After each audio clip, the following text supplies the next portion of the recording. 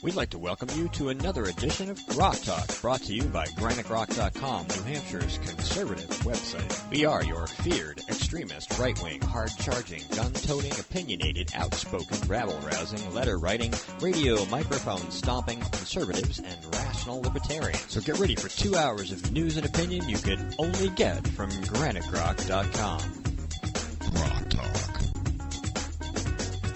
We're back from our week off. As those of you watching the live stream can see Skip setting up the banner, which we're going to call Bruce. Don't forget to introduce Ed. Oh, Ed Larkin. Yeah, the flasher. Okay. So much responsibility. Welcome to Grok Talk. My name's Steve McDonald. I'm here with Skip Murphy, who is setting up banner. And, of course, Susan Olson is here this week in place of Mr. Rogers, who is in his neighborhood, or actually he's in a different neighborhood, which is why he's not here, because he was at an event last night that we're going to talk about with Marco Rubio out on the Seacoast, and Skip was there live streaming the event. Got a lot of video. We're going to have that up at some point in the future when Skip has an extra arm and another head and more time, and he'll be able to get all that work done because he was out late last night. And, I was. So we will bring you the Rubio footage as soon as it's available. Yes. We will. Okay. Well, anyway. I promise. But you won't hear me talk much. Yeah, yes, we will. Anyway. No, I didn't. The sun is shining, water is wet, and Skip talks. Okay? Pretty much. Pretty much. All right, this week we have Kevin Bloom coming on the program to talk about SB 120, free speech, and probably whatever else we can manage to squeeze in his segment. Actually, it's affectionately known as the Shut Your Face, Know Your Place bill. Okay, yeah, and of course you were part of that whole process, and we'll have you here with him to talk about what's going on and how much longer we have before they put the hammer down on us. And then in the second segment, Jim Rubens will be with us to talk about his race to challenge Gene Shaheen. And in the final segment, Josh Youssef is coming in with Billy Bear from Guilford, who is now famous all over the globe for having been arrested at a Guilford, New Hampshire school board meeting for objecting to sexually explicit content in the classroom. Absolutely. And we'll have a nice discussion with him about that. And I am hoping that this will be severe blowback on, I'll say it, those cretins on the school board. I can name, Sue Allen, who is the chair, and Kurt Weber and a couple other folks, that this is the turn turtle type of defense that they've used in the past, where public input they take technically just as it is. And in other words, they're going to sit there stone-faced so they don't have to work in the process of when a citizen demands redress. Well, now, except to wave to the policeman. Yeah, him. Now, yeah, him. out. Exactly. But I'm so glad that Josh was there filming that, and I think there were a couple of other people there filming as well. Our good friend Rosemary was there, and Channel 9 was there. Channel 9. Yeah, I felt sorry. I haven't seen any of their footage. Well, actually, it was pretty good. They have used some of Josh's as well, but the Channel 9, it turned out that in talking with somebody last night from Channel 9, the blonde lady right next to and in front of Billy Bear was the Channel 9 reporter, and deer in headlights kind of deal. Yeah. Well, she didn't know how to respond because she was part of the action instead of reporting on it. Wow. I think it's always interesting when you have these little fiefdoms that exist in towns, these boards and committees, and then, like, the news shows up, or, and then all of a sudden you've got all this national attention, and they're like, Oops. Well, Marco Rubio mentioned it last night. Oh, the Guilford thing? Yes. Really? Yes, and according to the most esteemed wife, it was on The View as well. I've never watched that. You would have to tie me to a chair and beat me with a stick. And then turn on the television, because I would not watch that. Well, she happened to be just channel surfing, and she noticed that. And it's like, if these guys wanted to stonewall, this is the worst way to do it. Well, part of the problem with this going forward, though, is the new Heredians has appointed a guy to the New Hampshire Board of Education who is so completely and utterly opposed to parents having any say in what their children learn. A guy named Bill Duncan. Yeah, Bill Duncan. I was likening that to the UN putting these countries like Iran on the Human Rights Commission. Absolutely, or in charge of women's affairs. Women's affairs. Thing. Yeah, we believe in genital mutilation, stoning, second class, treat women like chattel. But we're going to be on the Human Rights Commission. No, that's our religious beliefs, and we're entitled to that. So shut up. Yeah, cut the hands off of thieves. Absolutely. Well, that's kind of an Old Testament thing, but nevertheless, the thing with Mr. Duncan, though, is he is a plaintiff suing the state of New Hampshire over a piece of legislation passed, 2 years ago, education tax credits that would allow businesses to take a credit from their income if they make a donation to a scholarship fund to help kids get out of trapped in zip codes where the school isn't so good or the parents don't like the school, or it's a school district where it's Guilford. Or it's Guilford. That's where I was headed. And so he sued the state saying, well, it's the state's money and you can't do that and this and that and the other. Well, the only thing that happened on that lawsuit is that those monies, those scholarships will not be given to a religious school. And I don't know if that's good or bad, but that's the only win he got out of that. But the governor, Herodians, filed a friend of the court brief in support of Mr. Duncan's lawsuit, suing the state. So how can that be that we have two people opposed to public education, at least to parental choice and school choice, on the school board for 5 years? 5 years this guy's going to be on there. It's not a case where he's against public education. He wants government. It's not public, it's government education. Yes, only government public education. That's it. No other form is permissible under him. It's sort of like what he has done, what Maggie Hassan has shown to do is what happens with the EPA. So all of these environmental NGOs, non-government organizations like the Sierra Club and the Wildlife Fund and all that stuff, they will sue the EPA to force the EPA to make a ruling that they like. The EPA kind of winks at them and says, okay, we'll change that. Oh, by the way, we owe you money now because of this lawsuit. So now the NGOs get the money, and then the NGOs go, hey, we've got money for more lawyers. Let's go sue about this. So not only do they get their ideological way to deindustrialize the rest of us, but they're getting paid by the government to do so. And that's similar to what's going on here where Bill Duncan doesn't like all of these the disruptive technology, as it were, of charter schools, home schools, the whole bit, online schools, against his union buddies. Well, I mean, it will keep some of the riffraff out of Phillips Exeter, I'm sure. And that's probably not a bad thing for Herodians' husband. But Mr. Radiance. Mr. Radiance. Yes. There's not a whole lot of light there. There's very little. There may be some reflected light, perhaps. Dim bulb. But it's unconscionable, and the public outcry against this guy, except in Seacoast Online's newspapers, that he's a war hero and a businessman who sold his business for $500 million. So this is the kind of guy that should be in charge. I thought they hated capitalists, but unless it's theirs, I guess, huh? And that's what it's really come down to. I think everything has become the progressive mantra has come true. The political is the personal, and the personal is the political. There is no separating the two anymore. No, and what was it we learned in that class a while back, that politics is simply the adjudication of power. Yes. Pretty much. And we know where the power is now. We do right now. And there may be legislation introduced into the next session that allows for the removal of people from these appointed positions. We definitely need that. Hey, for those of you who aren't listening to the live stream but have listened to this on a podcast and want to be more mobile, I wanted you to remind you that if you go to Stitcher.com, you can download the Stitcher app, which is good on any device and any operating system, and you can take us anywhere, everywhere, including everything else that's on Stitcher, news, music, and all that good stuff. So check that out.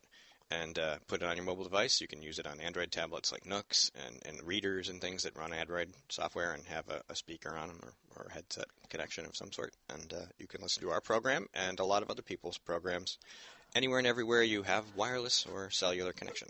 Well, but after next July 1st, if you do it in your car, you can be arrested. Yeah, we're gonna have to talk about all the things that happened in the 2 weeks while we were gone, and a lot of things did happen. We had the paint tax got killed, and the minimum wage got killed in the Senate of all places. You know, Yeah, what happened there? I don't know. They must have had a moment of clarity. The casino gambling bill did in fact die in the House. By one vote, right? It died by one vote, and then they didn't have an opportunity to reconsider. And so they reconsidered it the following week, and it failed. The reconsideration vote failed by 20 votes. So people were like, no, we're done with this year. We'll wait for Lou to come up with a new one for next year. That would be perennial New Hampshire State Senator Lou D'Alessandro. Lou Millennium Gaming D'Alessandro, who's built his empire on some very thin shoulders. Wow. Gambling, you know. For 30 years, they failed to pass it. But keep bringing it back, you know. You're guaranteed to miss 100% of the shots you never take, right? So there you go, Lou. You get out there and you keep bringing that bill back until we manage to get you out of the Senate. You can't win if you don't play. Almost happened. HB 1360, of course, as Susan mentioned, the cell phone ban has passed both legislatures and is heading to the Governor Nanny Hassan, who I expect will probably sign it as fast as she can. It's a piece of garbage bill. Go look it up and read the very sketchy language, which I wrote about this week. Dartmouth is being investigated by the Department of Education, Bureau of Civil Rights, because apparently 55 universities across the nation are, but Dartmouth is in New Hampshire, so that caught my attention. Apparently the rape culture is so severe, and women are being sexually abused on these campuses to a degree that they're concerned. The federal government is concerned that they are not being permitted to go to school in an environment that's conducive to learning. So it's an equality issue, and they're going to investigate. Nothing will happen, but they will investigate. So it's an interesting maybe they can topic. carry a gun on campus. Well, see, I did write about that. I noticed that one of the best ways to reduce rape is to allow a woman to carry a gun on a university campus, which of course they can't. Not at Dartmouth. Not at.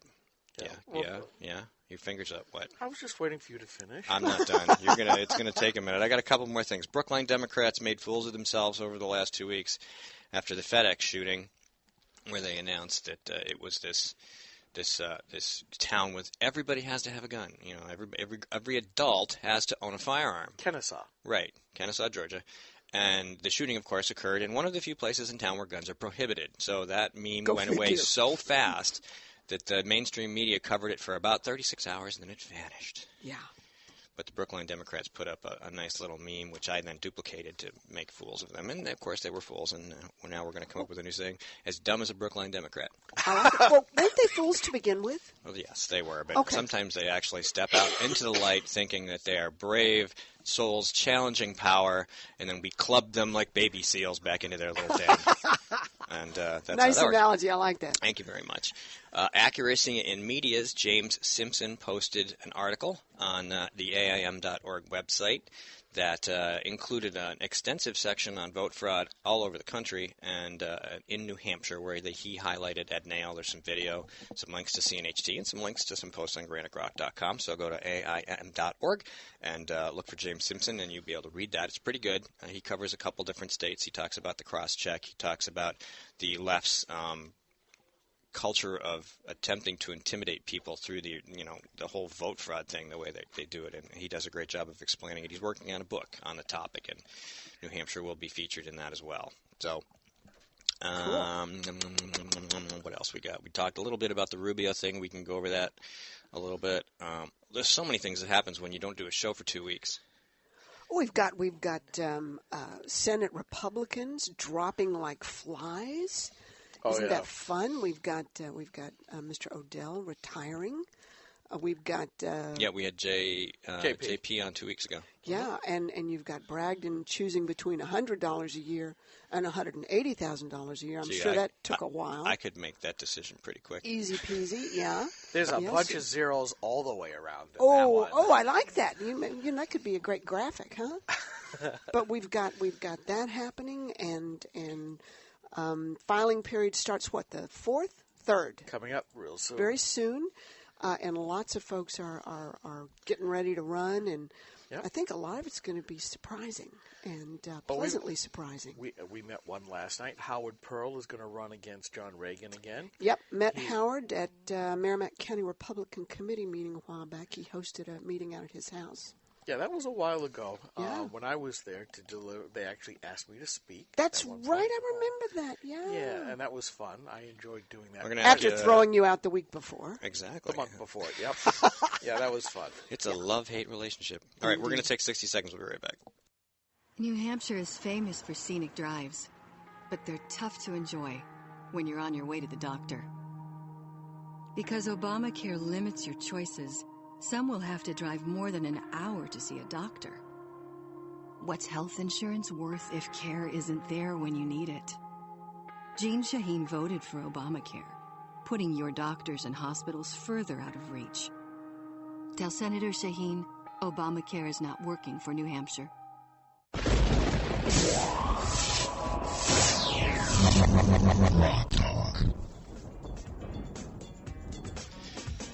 So, lots going on. Welcome back to Grok Talk. I'm Steve McDonald here with Skip Murphy and Susan Olson, bringing you news and opinion you could only get, obviously, from the safest podcast in New Hampshire and New Hampshire's leading conservative blog site, granitegrok.com. I mentioned that to some of the press last night. They kind of looked at me kind of funny. And then I had to point out, because we had the new version of the Grok banner where it says, fire-breathing, hard-charging, gun-toting. And then they kind of looked at us with wider eyes. Oh, my. We Were are they scared? Yeah. Good. Notice how none of that other stuff seems to bother them. Well, actually, it does. They're probably upset about the outspoken part and the rabble-rousing and the freedom-loving. They don't. No. They'd like us to all just... Well, you got to remember, these were the national guys. We're lowly bloggers That's right. that had more room on the press riser than they did. Thank you to our friends out on the seacoast, because they watch out for us, because they know we try to do not just the opining, but the citizen journalism as well. And we do and show up at places where the mainstream press wouldn't dare to show up or don't bother. They just don't bother. They don't bother to show don't up. bother. But, you talk about gun toting, just let me give a little shout out. Tomorrow's Mother's Day. And the Second Amendment Sisters is having their annual fashion show tomorrow, which includes some very innovative concealed carry lingerie. And, it's called a flashbang. And I thought all lingerie was concealed carry. I hadn't thought of it that way, but perhaps Are you yes. ahead of? Different weapon, but Certainly that, No. but tomorrow's going to be a lot of fun. I'm not going to make it. I've got classes, handgun classes tomorrow, but it's always a fun thing. And gun toting. And where is this being? This is going to be down at the Wilson Hill pistol range in Manchester. So a lot of fun. At least the temperature's supposed to be close to 80 degrees tomorrow. Well, that's inside though, unfortunately. No, outside. That's what WMUR weather said. That's what I thought. No. She's going to be the inside. fashion show is going to be inside. well, that's good because it wouldn't be a lot of fun with the black flies. That's true. That's true. And so I'm going to be dipped from head to toe tomorrow. If you don't have bug black spray. flies in the spring, you're not missing much. I would tell you. Absolutely. Actually, you're missing a lot. You can't even take the dogs out. And you're like, Yeah, I know. they get in your eyes and your ears. But that'll be fun tomorrow, and it's a good afternoon. Yeah, so a lot of women are taking pistol lessons. Long gun lessons. Yes, and interestingly enough, there's a fair amount of them like me that have had a lifetime of bad habits. You learn to shoot as a young woman, and you're kind of good at it, and you think you know stuff, but then you go through one of these training courses and learn about your bad habits and try to correct them. So it's not a bad thing.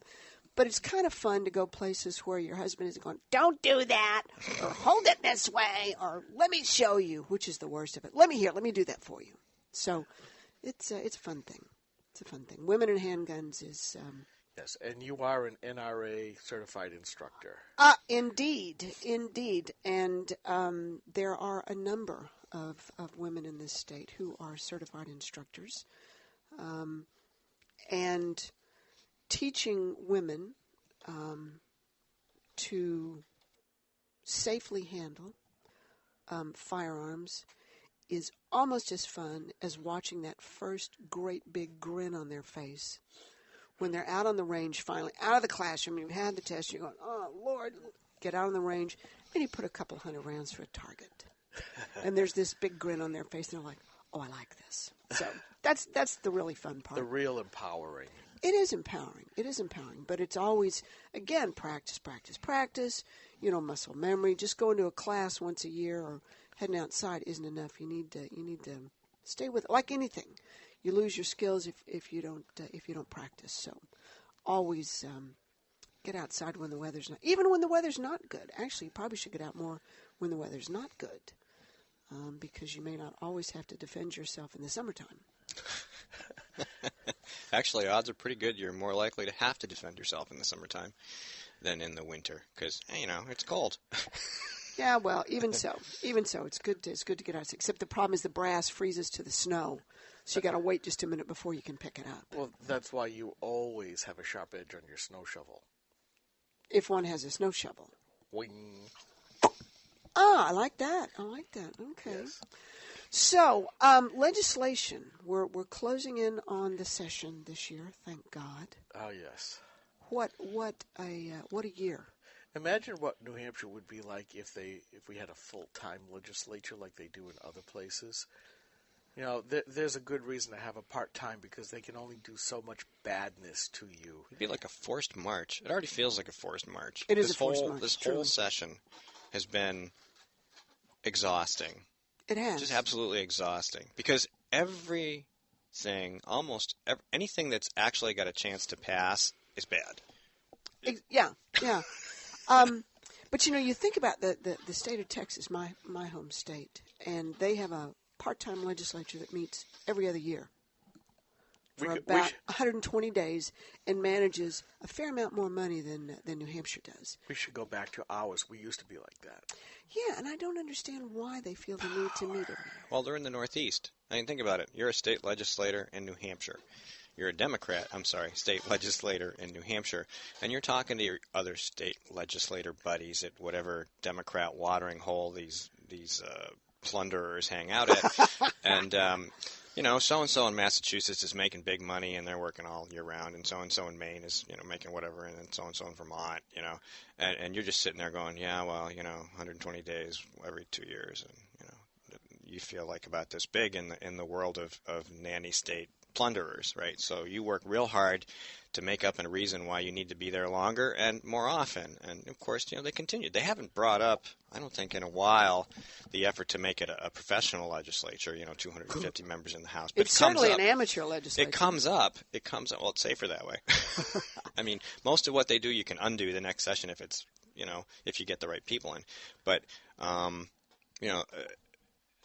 I think 2008 or 2009, Kathy Sullivan had brought up again the idea that we need a professional legislature, and they always do that. And they do it. They probably do it more often when Republicans are in charge, but it keeps coming up, and it's because that's what they want. They want a full-time professional legislature that makes real money, and they say, well, that way people could do it full-time and they wouldn't have to have a job or own a business or anything else, and they could be a legislator. I'm like, that's the last thing anybody should want is somebody who makes their living telling you what to do. What new laws do we need? Seriously. Well, what new laws do we need? They look at it. Remember how progressives look at things. They believe that we are not able to run our lives without the helping hand of government in every single aspect of our lives. You look at the cell phone ban. Yes, distracted drivers. I did the math. I put it up in a post. I should find it. But it turns out that if we're lucky, we've got like half a death over the last few years, maybe due to cell phone usage. Everything else for distracted driving has much bigger cases. You mean like putting on mascara? Yeah, or changing the radio, or eating, or whacking the kid behind you. Or having the dog in your lap. Or being tired. Or being tired. Yeah, all that other stuff. Or following somebody from Massachusetts. It's the awful, evil perversion of we need to run your life, and the precautionary principle, which basically says if it only saves one life. It's like, unfortunately, you then turn into a police state because you've got so many laws that tell you what you can't do or what you have to do and in the way that you have to do it. There's no room for freedom anymore. No. But no. they don't seem to get that this is the death by 1,000 cuts. And then they write these stupid bills like HB 1360, with language that says electronic devices, handheld devices, says things like immediate proximity to your ear. What about a pacemaker? What's the immediate proximity to your ear? Well, the restriction against 18 years and younger says that you can't use any electronic device, handheld, or integrated. GPS, phone. If there's a system in your car that allows you to access the internet or anything like that. What about the radio? That's what I just wrote about. The radio's electronic. The ignition system's electronic. The lights are electronic. The way it's written, in theory, a cop could pull you over for going like this and poking at the radio. And then they have other language like anything that you do that appears to take your eyes off the road. Well, looking over my shoulder does that. How about sneeze? It's very vague. So now you've got this piece of legislation that the governor's going to sign that has this wide open sort of interpretation. And, the only way it's ever going to get resolved is if we repeal it or if it goes to the court, which, of course, we always want it to go to the court so they can tell us what immediate proximity means and what electronic device means and what handheld means and all these other things, which, like you were saying, and we've talked about it a million times, millions and millions of transactions are engaged in vehicles in this state every single day where perfectly responsible people do things that cause nobody else any harm. Now they can't do those things because of this stupid piece of legislation.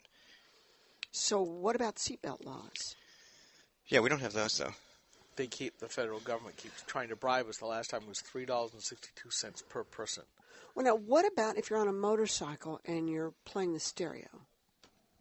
I'm sure, Is it just motor vehicles? Is it motorcycles? Is it I read the bill, and sleds? I think it's any motor vehicle, except for... tricycle. What about your blinker? How about if you turn your blinker on? There's a lot of things. You should read the bill. It's not very long. I did read the bill. Yeah, I did. And it was after I spewed my coffee out all over it. It got a little soggy, but it's ridiculous. And this is worse than the one they had before it. 1120, I think it was. I don't remember what the number was. 1117. Why couldn't they just say distracted driving, period? Well, we have a law for that. I that know. wasn't Why do enough. we need another one? Because it might save a life. There is an entire productivity issue associated with this, too. The lost productivity that will cost us jobs. And we'll get... Yeah.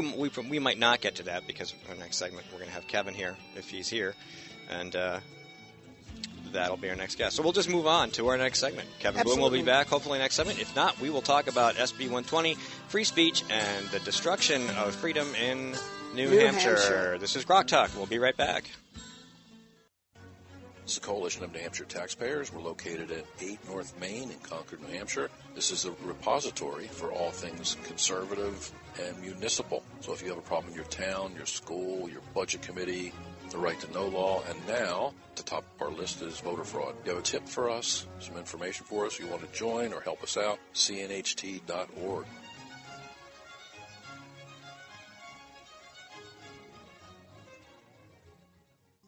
The Center for Redress of Grievances, LLC, was established officially November of 2012 for the purpose of becoming a media outlet for those individuals who believe and have documentation that they've been unjustly treated by local, state, or federal government agencies. Our mission is to document their stories and to get them out to the public. By collecting and organizing this data, the Center for Redress will be able to better show the public and our legislature that there are issues with some of our government agencies that may be widespread and need to be addressed.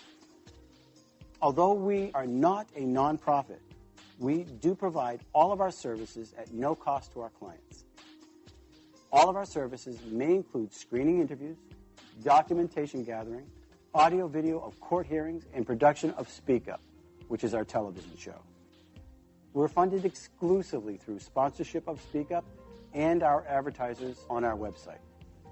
We hope to help those individuals who, with well-documented stories, need to be heard with credibility when the other agencies and media sources turn a deaf ear to them.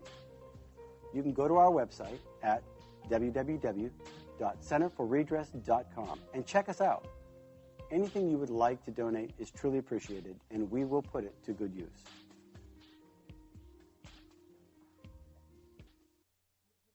Hi, this is Rich Gerard, host of Gerard at Large in the Morning. You're listening to Grok Talk. Grok Talk.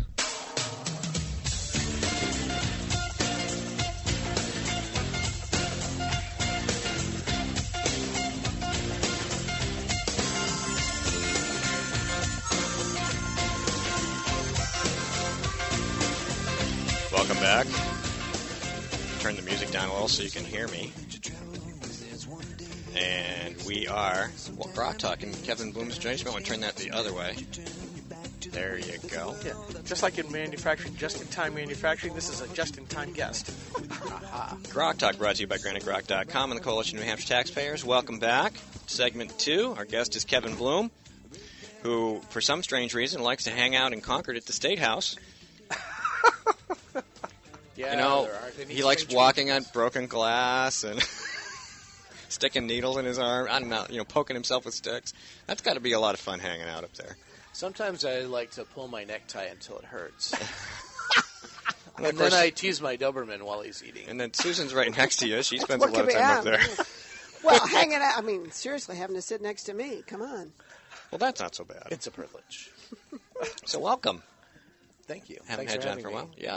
Yeah. We did talking about SB 120 and free speech, because, of course, that's been a pretty hot, lots of hot issues always, and we're getting to that point where, Susan was mentioning last segment, the session's beginning to wind down, and people are starting to do crazy things to try and get the little bits and pieces of their horrible legislation tacked onto other things.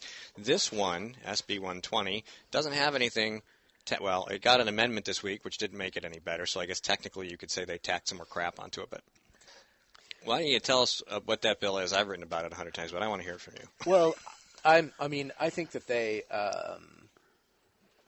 did make it a little bit better when they cut out a little bit of the donor reporting in the amendment. But the main thing that it does is it criminalizes anonymous speech in the form of, and if you look back at the Revolutionary War and prior to the Declaration of Independence, everything was the Anti-Federalist Papers prior to the ratification of the Constitution.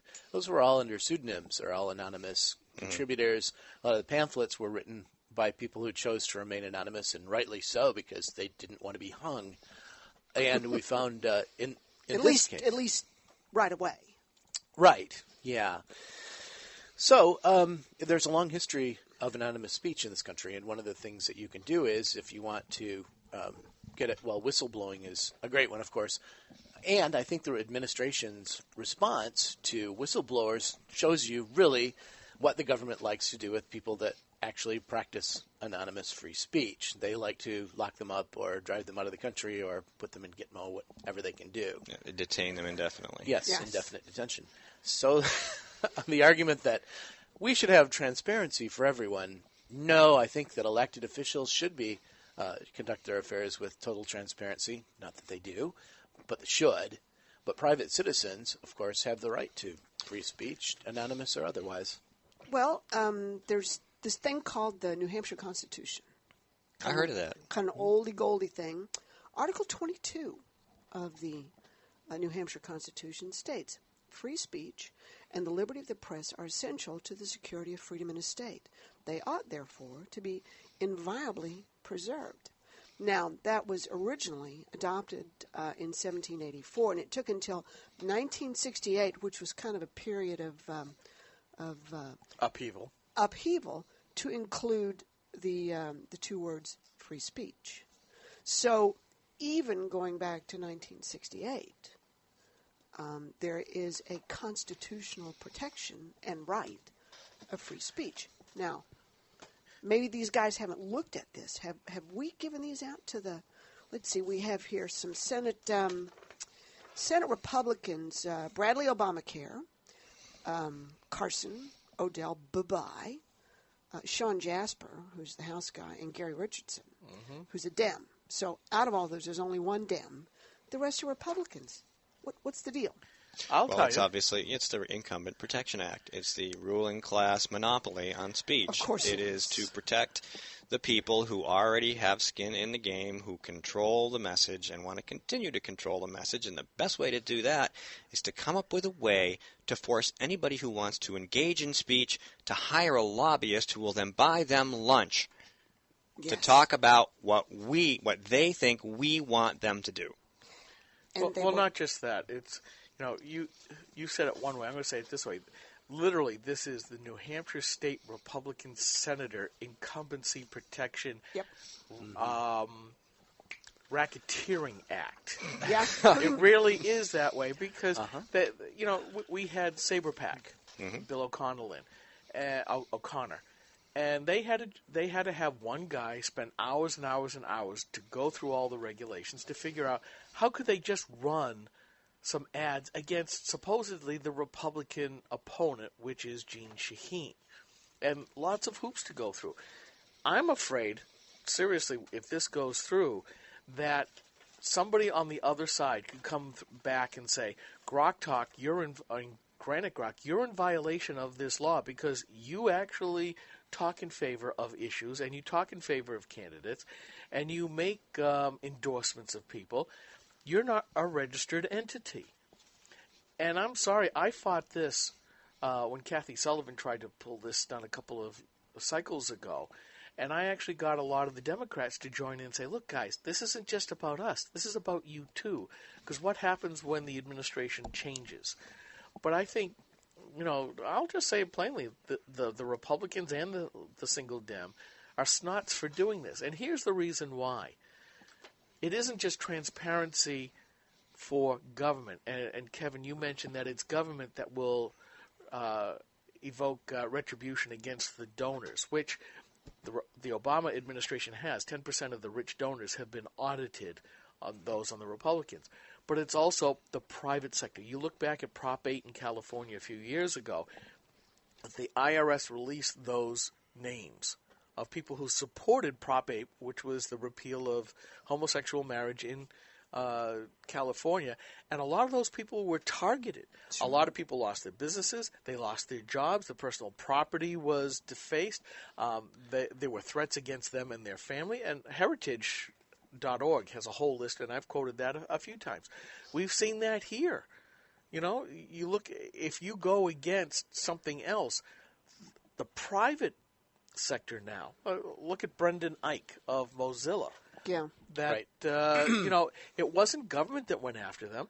It was the self-serving, self-seeking, self-indulgent people who say, you can't think for yourself or we will destroy you. It was the Gestapo. Right, in that case. But it happens in other places as well. Sure. If you look at the college campuses, look at Condi Rice just a little bit ago, and you look at that whole area, we're now becoming a mobocracy. Yeah, that's a good phrase. Well, anyone who's listening, feel free to send me $1 million, and I, as an individual, will be happy to send out political advertising.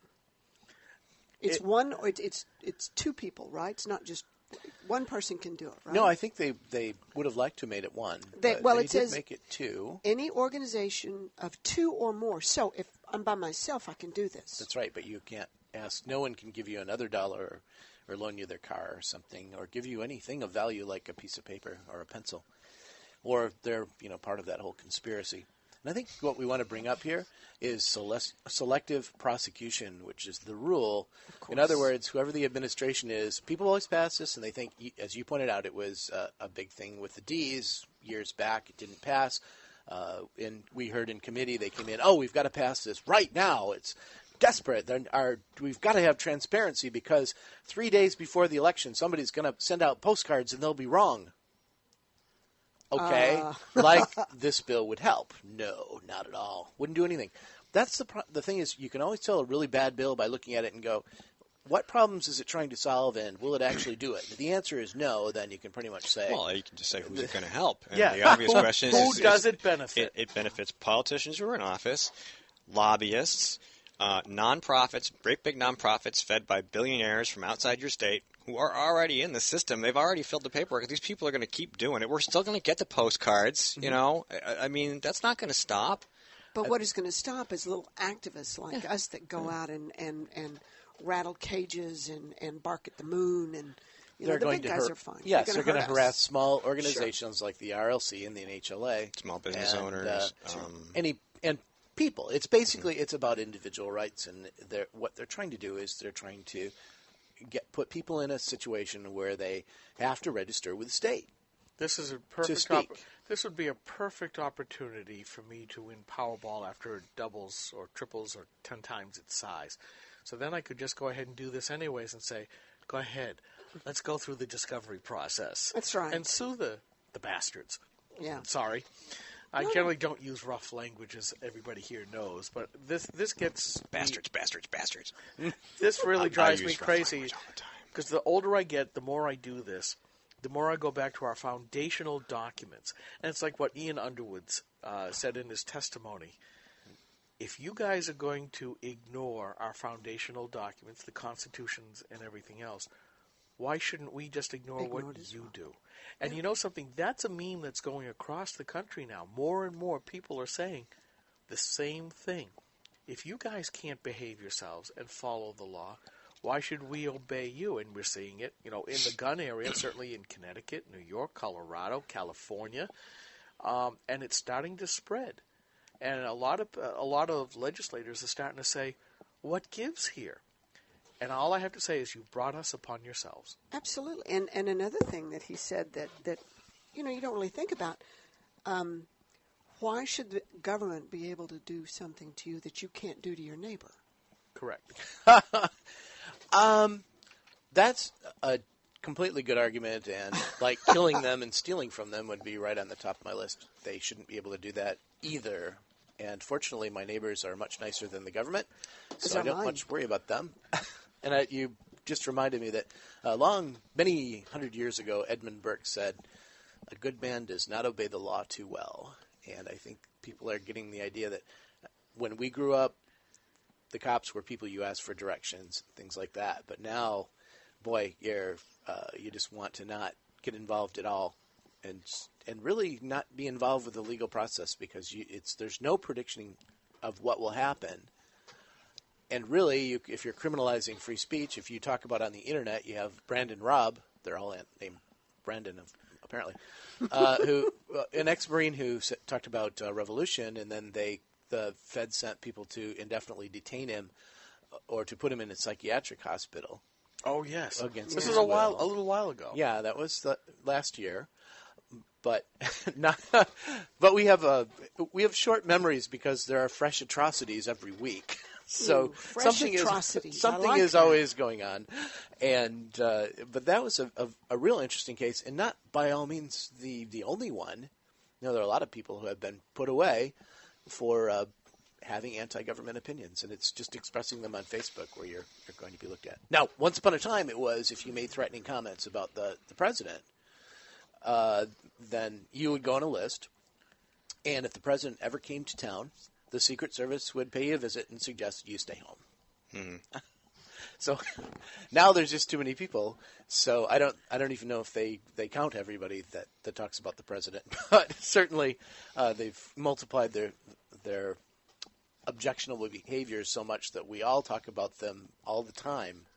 Well, you know, it's funny. One of our common good friends, she's not common, but she is a common friend amongst us, Representative Jane Cormier, went up to a meeting in Sanbornton a couple of weeks ago to listen to a discussion on some proposed zoning amendments that are coming up for a vote next week. And there was a series of them, but the bulk of them were directed at propagating additional workforce housing standards in this lovely little town. And so she went and was sitting in the audience, and a couple of times wanted to speak, and was shouted down to the planning board and folks like that. You don't live here. You don't have a say, and which I suppose has some merit. But interestingly enough, she was invited back by some of the people that were there to provide an in-depth discussion and bit of education on what workforce housing is all about and the role of the regional planning commissions in cahoots with the New Hampshire Housing Finance Authority in moving workforce housing into these various places. So I joined her Thursday night in Sanborn, and we were in the library there, and a bunch of folks showed up, as did some of the planning board members, and they were not happy about what we were saying. And the meeting ran until, 9:30, longer than we had anticipated. Wow. And there was supposed to be another meeting today to, follow up after our meeting Thursday night, and maybe for folks to say, well, this is what these mean, words have meaning, and this is, what we think. Well, shockingly, the notice for that meeting for today has been pulled off of the town website. So it was scheduled, and now it has disappeared. So apparently Sanborn doesn't like free speech or people intervening or offering their opinion when they have their minds made up. Well, you heard about the Manchester City Council recently passing this bill about keeping or passing a rule to keep people from getting information about what goes on in Manchester and imposing large copying fees on documents that are available for a electronically. digital document. Rich Gerard's been talking about it. They wanted to apply the printed per-page price to digital documents on a disc. Sure, why not? Yeah, we can talk about that and more in about 60 seconds. Hang on, we'll be right back. Hi, this is Rich Gerard, host of Gerard at Large in the Morning, the Manchester area's only locally owned, locally operated, focused, and interested riveting radio show, heard live every Monday through Friday from 6 to 9 on 90.7 FM WLMW, New Hampshire Family Radio, and available 24/7 live or archived at GerardAtLarge.com. Be sure to tune in. Senator Jean Shaheen said, if you like your current health plan, you can keep it. That's not true, Senator. 22,000 New Hampshire citizens have been kicked off their insurance plans. Hospitals in Rochester, Concord, and Portsmouth, they aren't allowed to provide care under the exchange. Senator, you were wrong in your comments. You should apologize for your misleading remarks. I'm calling Senator Shaheen at 750-3004 and telling her I want my doctor back. You should too. Paid for by SaberPac.org, not authorized by any candidate or candidate committee. Rock Talk. All right, so Guido's going to serve the papers. Anyway, and then you were just talking about the hearings while we were on the break and how you guys would show up and sit in the front row, and they'd look at you and go, we're going to reschedule. Yes, we did. We sat in the front row, and that was Susan's call, by the way, and she wanted us. These were hearings for SB 120. I want them to go. I want them to look at me. Okay. Now you have to. For those of you who aren't familiar, this has been going on for almost a month now. Oh gosh, yes. Every week they would have a hearing for this bill, and then they would just go like, "Oh, we're going to do it next week," just kind of hoping maybe some of their folks would show up, maybe the opponents wouldn't show up. Well, it started the first week. Okay, the first week that they had a subcommittee hearing, we all were sitting in the front row, and not only that, but they were fair about saying, does anyone have anything to say about this? Well, coincidentally, we did have a few things to say, and they did interact with us, and they don't have to, by the way. When at a subcommittee hearing, the public hearing is pretty much over, but if they'll bring up, if you have something to say that's new or is related to the pending legislation. And if they're serious about listening to voters, if they're serious about really wanting input, they will. Right. Well, their big mistake was, I guess, to them, was letting us react to the statements that the members of the subcommittee were making. And one of them was unfortunate enough to say, all the other states are doing it.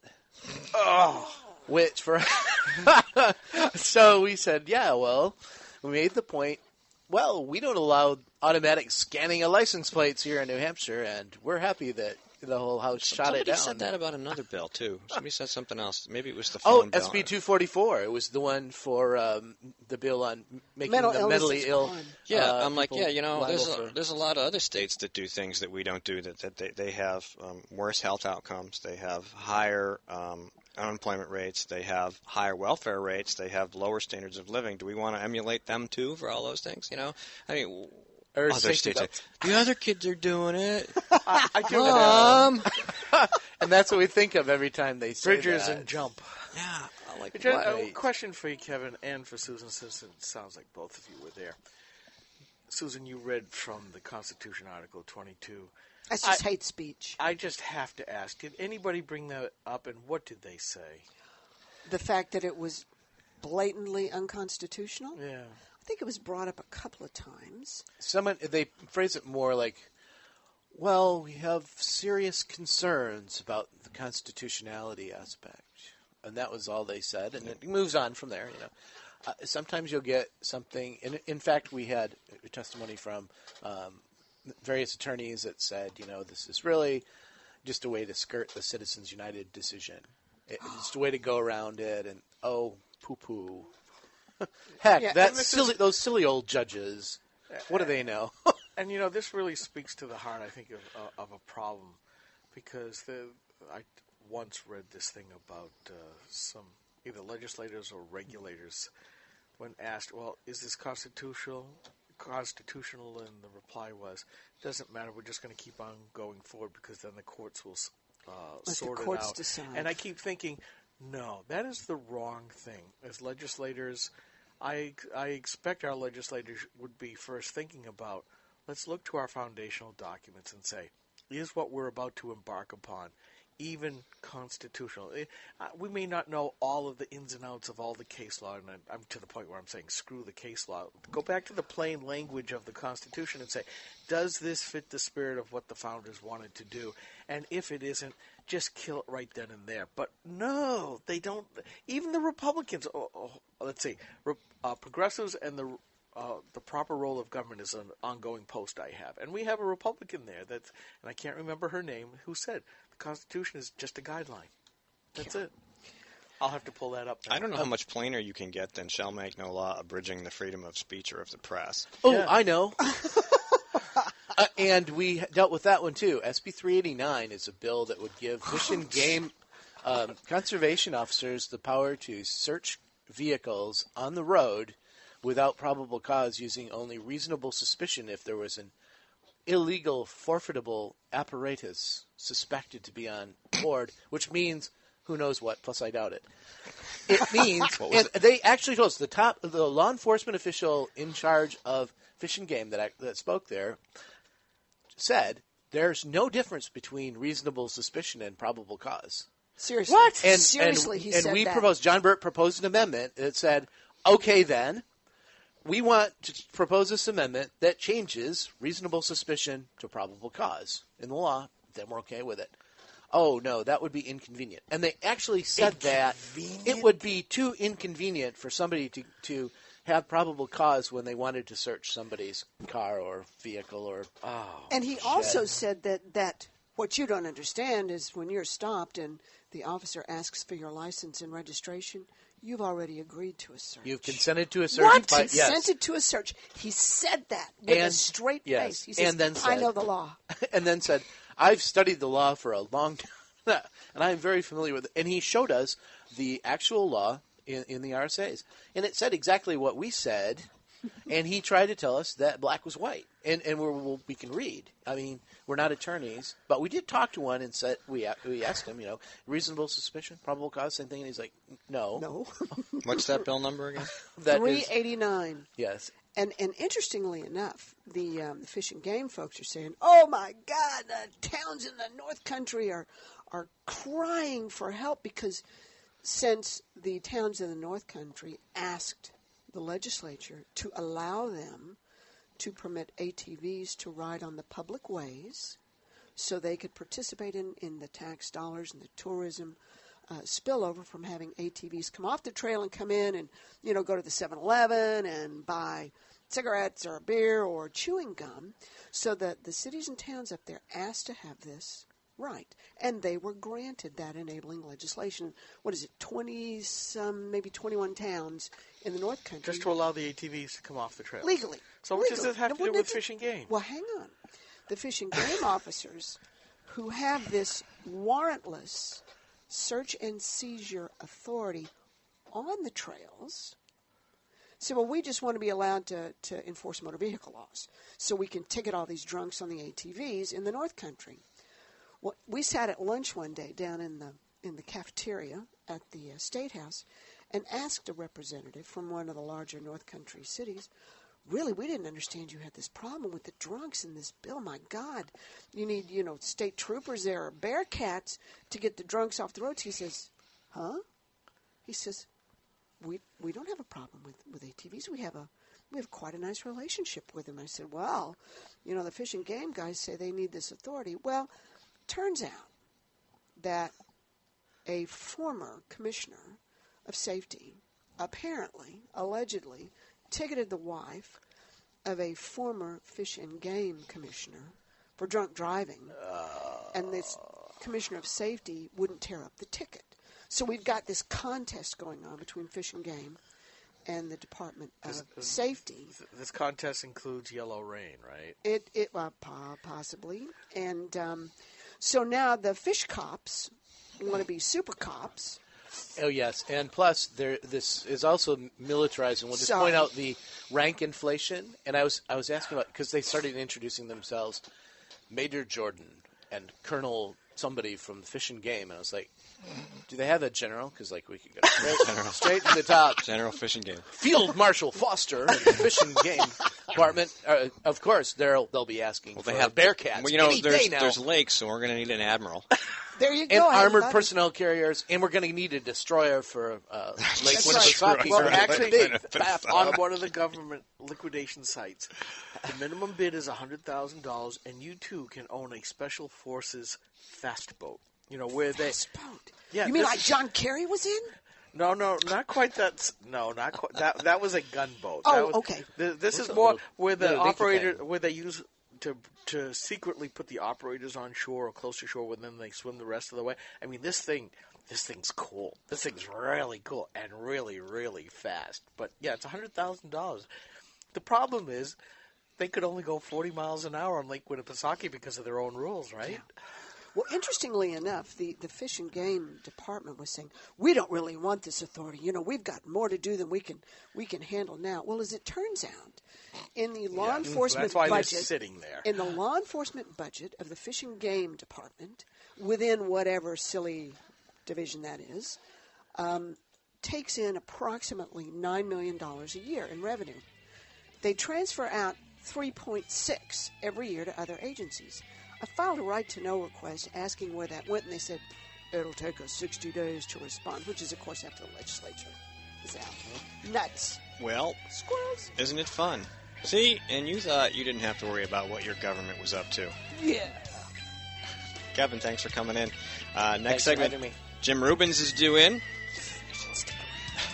You should stick around. And Sue has some questions. Susan Olsen has some questions for him. Sorry, I called you Sue. Uh-oh. Rock Talk, I'm going to get beat up during the break. Yes, you are.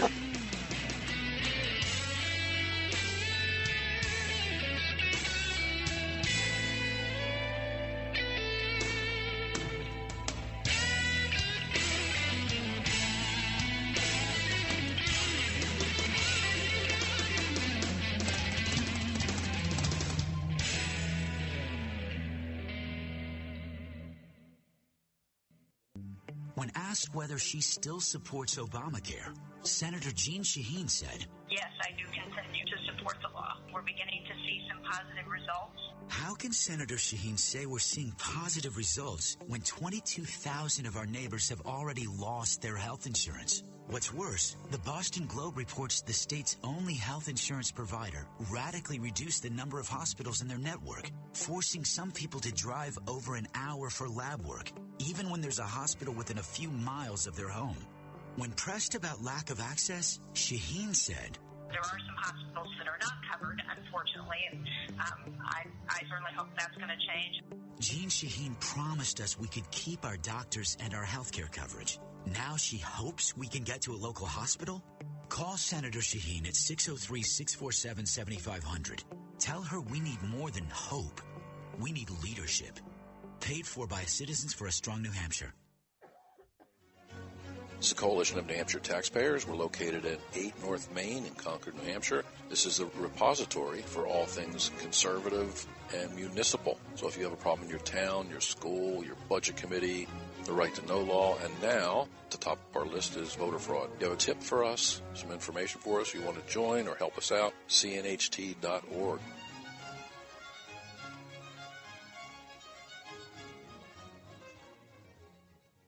Grok Talk is 2 hours of news and opinion you could only get from GraniteGrok.com. But don't limit yourself to Grok Talk. Check us out at GraniteGrok.com. Follow us on Facebook or Twitter by searching Granite Grok.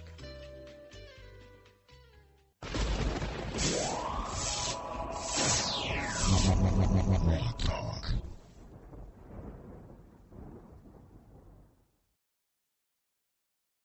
Grok Talk.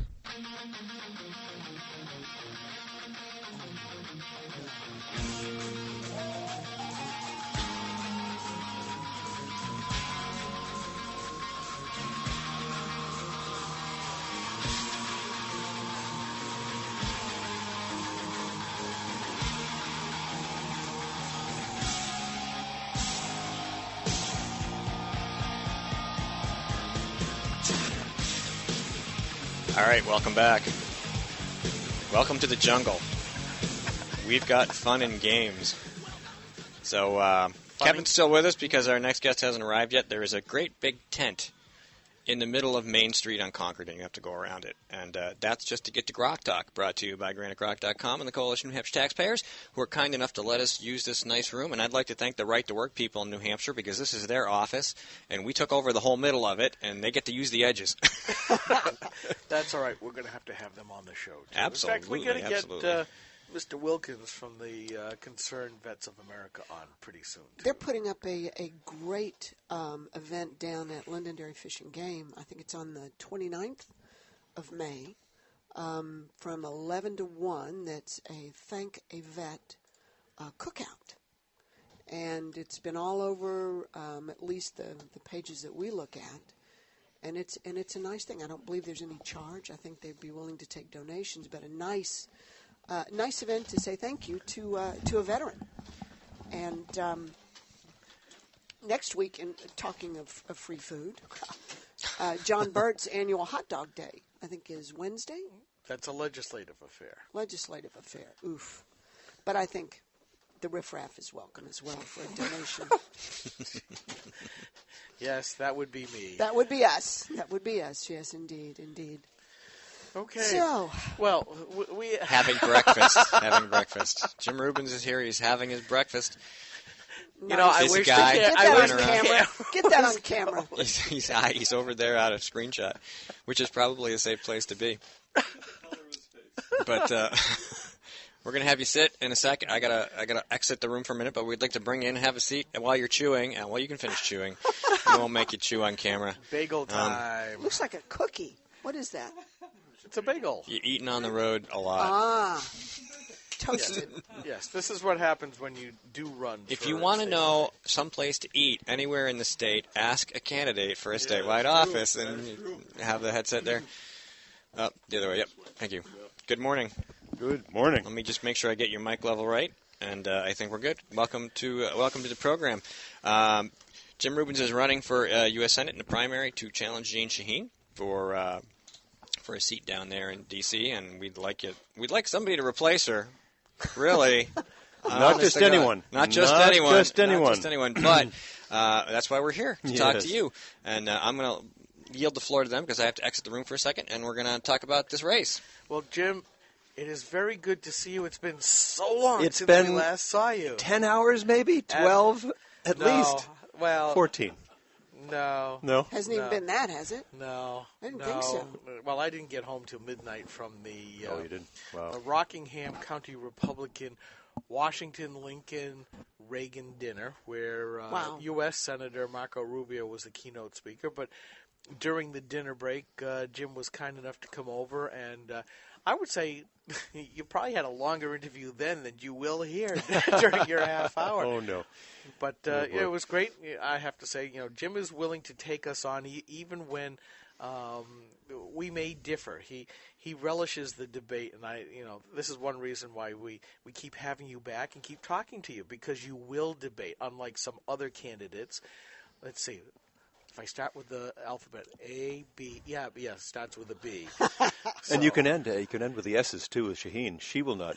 Senator Shaheen, forgive me, will not. She has not come out and faced the public and taken questions from people and asked unfiltered questions, unrehearsed answers in years. I've been years on a couple. And years. I've been on a couple of her town halls, and I've punched the button to ask the question. I've not heard my question asked yet. Yeah. That's a shame. Because one of the things about living in New Hampshire, I'm a newbie here, only having been here since 2000. And despite having had a short tour in D.C. as a foolish young woman, New Hampshire's history and legacy of, first of all, I think being a small state with a very accessible populace. Yeah. The idea that candidates trot through here and mingle with the great unwashed is almost unheard of. Mm-hmm. Yeah. Where you can pull into the parking lot over at Dunkin' Donuts, and Senator Rubens is there, or you name it, and they're here just like normal people. Right. So I think it's unusual for folks that have not lived in New Hampshire or followed what happens in New Hampshire. I have a personal problem with New Hampshire's first in the primary status, simply because, and forgive me, I think all of that attention on the national races sucks all of the air and money out of the room for very important state races. We have such a huge state legislature and so many folks here that money, forgive me, in opposition to Senate Bill 120, the shut your face, know your place bill, where people can become truly active in New Hampshire state politics. So having someone running for a national office and sitting next to you, I'm in a pair of sweatpants, doesn't happen many places. So we take it for granted, and I'm afraid that national candidates view it as sort of their gauntlet that they have to do. Not many are as approachable or as genial. Yeah. And I got to say thanks. I mean, we don't agree on some things, but the fact that you're willing to sit down and talk to normal folks is kind of cool. Yeah. No, we've seen Washington pick candidates, big, coming in with their helicopters, drop down to the state here and implode within hours when they talk with an actual human being as opposed to a media person. The media self-regulates. I don't know if you folks, not your media here, not here. The drive-by. The our cameras are there right we go. there. There we go. So this media here does not self-regulate, but most of the national media. We don't swear online, do we? Or on the air? You don't need to swear. You just need to ask the tough questions. We just ask the questions that people care about. I've been campaigning for 11 months now here in the state for U.S. Senate. I'm seeking to replace, introducing myself, Jim Rubens, candidate for U.S. Senate, looking to replace lifetime career politician and Obama flat-out rubber stamp Gene Shaheen. Or as we say in Granite Grok, yes, the U.S. federal ambassador to New Hampshire, Gene Shaheen. Mm-hmm. Absolutely. Yeah. Absolutely. She'll bring us the wisdom of Washington and bring it back to our state here and tell us. And beat us over the head with it until we, the beatings continue until morale improves, right? Yeah. So I've been out for 11 and a half months campaigning now. And, how many stops? You gave us a number. How many stops have you made? Look at my calendar in here. I'm typically doing 2, 3, 4 stops a day for 10 months, 11 months since I get going. So it's in the hundreds, in the hundreds. But and you so have people to do this. People are, well, I want to do it. Right. I want to do it because I believe it or not, as a candidate, I learn a ton just by, I'm there and it's sort of I'm like a conversation starter because I love this stuff anyway. You folks probably do too. In your living rooms, when your wife says, "Shut up, will you stop with the politics?" I love this stuff, so I go out and so I initiate conversation, and people tell me things, and I learn stuff, and I listen. And, of course, I share my views, and I'm very comfortable. People ask questions, and people in New Hampshire, the voters, ask tough questions, and that is a great thing. All right, I'm going to ask them, what have you learned from us? Afraid. Be very afraid. What have I learned from you folks? I think you help. I'm not going to say that I wasn't there to begin with, but you help make candidates for federal office aware of the need to stick tightly to the Constitution. I mean, the Constitution is the thing that ropes us in. It's the thing that keeps us free. It's the thing that prevents Washington, it should have prevented Washington from becoming this amorphous, massive Leviathan state that we now have, which is telling us what doctor we can use, telling us which pharmaceutical product we can use, spying on our emails, reading our letters, looking at our Facebook postings. So you folks here have reminded politicians, all politicians who will dare enter into this chamber right here, that this is the thing that binds us in. It prevents us from becoming dictatorial. It prevents us from seeking to use Washington to create some kind of utopian reality in America. We are a free country where individuals are left to the maximum extent to their own devices to live their lives, Susan, choose their doctors, etc. Susan, our job's done. We can go home. That's right. Thank goodness. Man, I was getting tired of this stuff, you know? But, you know, as a high compliment, thank you very much, because we do concentrate on that an awful lot. Everything that we talk about stems from the constitutional values of the U.S. and the New Hampshire Constitution. The more I study this, the more I believe the New Hampshire Constitution is even better. And I carry this around with me, clipped on my little folder here, with tabs in it, because it's. I mean, I don't know if this is written in Sumerian or something, but somehow people don't seem to understand that this is written in English. It's English, and you can diagram the sentences and understand the punctuation and what's hard about this. So, when you talk about being a senator, and not just New Hampshire, I have a big problem with the 17th Amendment, okay, which calls for the popular election. Yeah, of U.S. senators. Yes, yes, and once that happened, you know, every state gets two, which I understand the concept, but once you're there, what other than perhaps some deep-seated sense of honor, where does your fidelity to the state lie? And we see this in every state practically. Once they're gone, you know, the deals are cut. Well, I'm going to trade this for that, and instead of standing up for New Hampshire or my home state of Texas, although we've got some pretty good senators that do that, how can we, once you're gone, let's say you win the primary and you beat old what's her name, what keeps you faithful to me as a voter? Am I going to be able to get on the phone and say, son of a gun, you said this and you didn't do it? How do I keep that connection like we've got here? Can I come to your office, say, remember me? What prevents me from just sending you a form letter? That you get or ignoring me, which is... Or ignoring you, which is what you get from the incumbent. Yeah. The incumbent... Unless you're a Dem. Or a union member. If you're a significant contributor, you know, have some certain clout, you know, on the liberal side for the incumbent there in place that causes a sensitivity for whatever reason. But for an ordinary citizen like yourself, you're going to get a form letter or no answer. And it's a problem in Washington. And boy, do I pick. That's one of the things I learn when I go out campaigning. Have learned. Clearly, because I haven't been. This is my first election I've been involved in since the year 2000. This is my fifth election, and so I'm picking up the frustration of the people in this state. And boy, it's not just the Washington Republicans want Republicans just to run on Obamacare. I'm telling you, people have a bigger portfolio of concerns. It's a big problem. There's no question. I don't want to deny that. People are frustrated with the Washington you talk about, where they become royalty when they get down there. They get down there, and they've got. You know, I was down there this last week on Wednesday. The streets are clean, the subways are new, the airport is nice. You get, if you're a U.S. senator, you get you've got a special reserve. I don't have, but you got a special reserve parking spot at Reagan National Airport. You zoop in, you zoop out. You have handlers all around you. You have someone to make sure the food is in front of your face when you eat, and you become a king or a queen. And you lose touch with the regular people. And you So become, how are you not going to get do to the point, and the only way to do that is for voters to be exacting with their decisions come election day.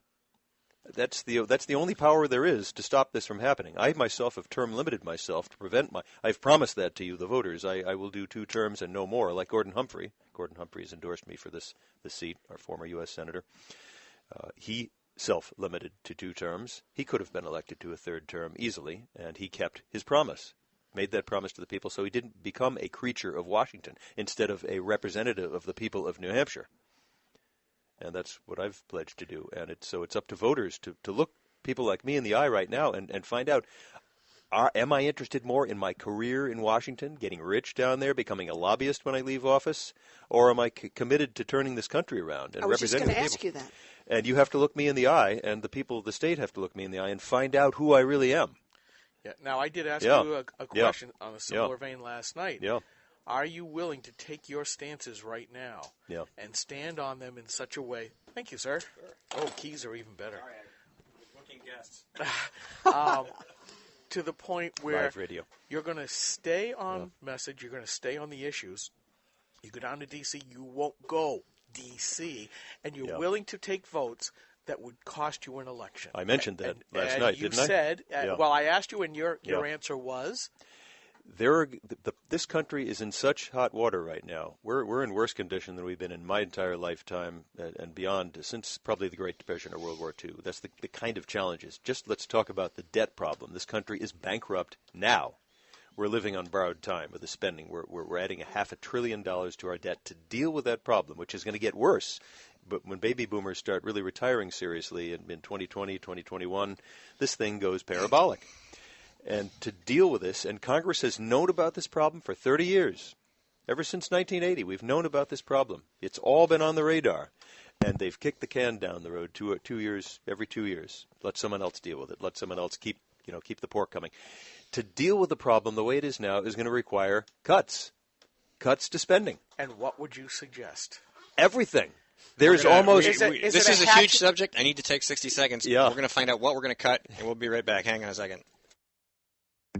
When asked whether she still supports Obamacare, Senator Jeanne Shaheen said, "Yes, I do continue to support the law. We're beginning to see some positive results."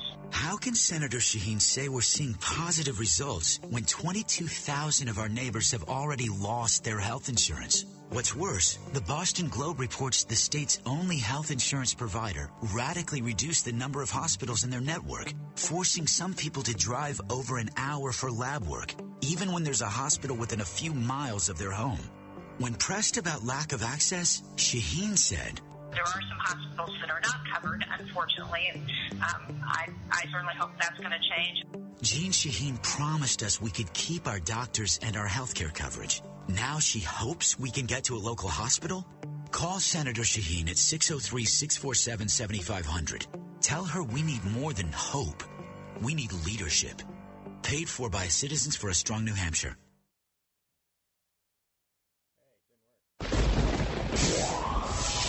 Technical difficulties. All right, we're back. I'm sorry, I didn't mean to interrupt you, but no problem. I have to squeeze in. So, not cut everything, but everything could be cut. Everything but a few things. So let's talk about that. Yeah, there are things that we shouldn't cut. Let's start. Certain areas of national defense. Where would we start, though? The Constitution requires the federal government. It's one of. In fact, I think it's is it not? Am I right on this? The only requirement, the only affirmative requirement put in the Constitution of the United States of America is for the federal government to defend our borders and defend the people of the United States. And a post office.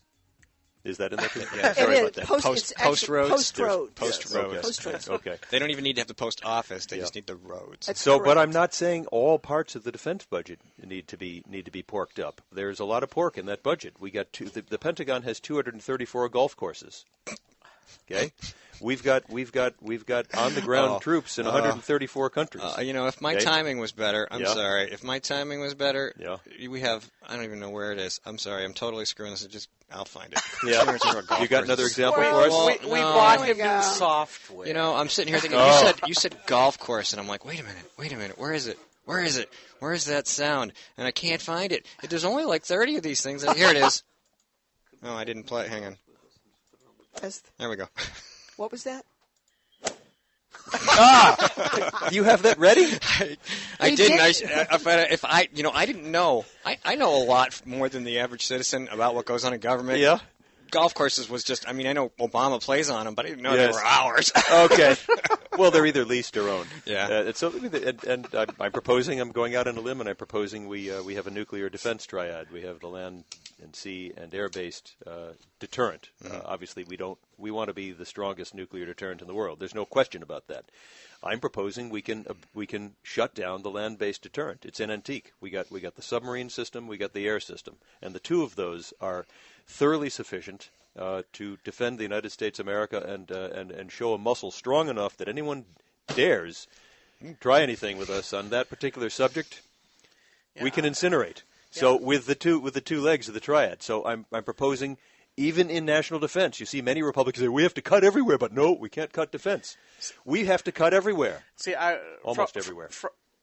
Let me throw this at you. Yeah. One of the things that we're now worried about is if the Chinese are going to be able to take out our satellites, especially the GPS. Well, that's if where you we're take weak. out if you take out the Navy, if you only have the naval and the Air Force components, all of those missiles absolutely depend on, at launch time, the GPS positioning. The land-based stuff, it's a fixed place. It knows where it starts and knows where it has to go. So if you eliminate that land part, the satellites get jammed or taken out, you've now taken out two of your legs. Highly possible. I've consulted with folks who know about this stuff, and I've been assured that this will not weaken the United States. It'll save us some money. It'll save us some serious money. As long as we get to keep some of those missiles, because Obama's retiring them just really, really fast. Can we spend some of it on EMP shielding for Right. generators? Right. And, So there are areas the where power grid. we're weak in certain areas. Yes. China and Iran, believe it or not, are ahead of us in cyber warfare. Your space warfare is a problem. Our nuclear, our missile intercept system, particularly in Eastern Europe, should be beefed up. Russia is not behaving particularly well right now. No, they're not. So we have to be. You have to use a careful methodology in doing this. Continuing outside the defense budget, things like agricultural subsidies. We have a taxpayer-subsidized system in the Farm Bill, and the private sector can provide insurance. If you want to be a corn farmer, and of course you're going to have weather problems and market problems, buy insurance on the open market. The private sector can provide insurance for a farmer to flatten out those incredible vagaries of weather and market demand for corn. The U.S. taxpayer, does not need to subsidize that thing. Corn ethanol. Corn ethanol I'm proposing wiping out all energy subsidies, all tax preferences and energy subsidies, so the free market can decide what energy. I mentioned this last night. Yeah, and we talked about Mike Lee had just introduced or was getting ready to introduce legislation a couple of days before you announced that. Actually, it was last week at the NHGOP annual meeting. You first brought that up, and I mentioned Mike Lee had brought up the same thing. And I think that's the kind of thing to say, if the private sector can do this, the government should not. Yeah, and we have to. Yeah, and I'm including oil and coal subsidies. Many Republicans say, "Oh, we're going to take out wind subsidies," but there are no oil and coal subsidies. There are tax deductions, there- legitimate tax deductions given to business, and that's baloney. That's what There's I hear. subsidies for wind. There's subsidies for solar. Yep. There's subsidies for renewable. There's subsidies for unicorns, for God's sake. I don't know of the unicorn subsidy. There are coal, subsidies on there are federal coal, lands. oil, and nuclear subsidies. And if we're going to take out wind and Tell solar me what subsidies, they are. Tell me what they are, other than legitimate tax there's deductions. an R&D program for the coal industry to build expensive methods of injecting carbon dioxide That's into not the soil. energy. That's garbage. That is a subsidy paid for by the United States Invented taxpayer. by the global warming wax. It doesn't matter who's invented. It is paid for by But the United States. You're challenging me on this. Sound, So I am, if this is because going to work, and this is Mike Lee's bill, because he's proposing I don't taking. care whose bill it is. It's still stupid. I think, generally speaking, the argument that there are nuclear subsidies. There is a taxpayer subsidy for $10 billion a copy nuclear plants using 40-year-old technology. You're on the hook for it's a taxpayer loan guarantee for almost the entire cost of building a $10 billion a copy because nuclear you can't plant. build one anymore because the regulatory compliance costs are so outrageous that what could have cost you. that justifies a change in the regulatory apparatus. It does not justify putting the United States taxpayer on the hook for an uneconomic nuclear plant that's going to have power at Does 3 Mike times. Lee's bill deal with the regulation side of that? If Of course it not. eliminates the subsidy? Of course not. Well, it needs to, I think, and that's important. And there is an issue of language when you talk about dealing with the media and the left. So when you talk about, because everybody, if you walk up to the regular person on the street, they're like big oil subsidies, big oil subsidies. And of course, we've written it a million times. You know, most of the money that they're talking about is a tax break because all the money belongs to the government. They just haven't taken it yet. Therefore, if they don't take it, it belongs to you.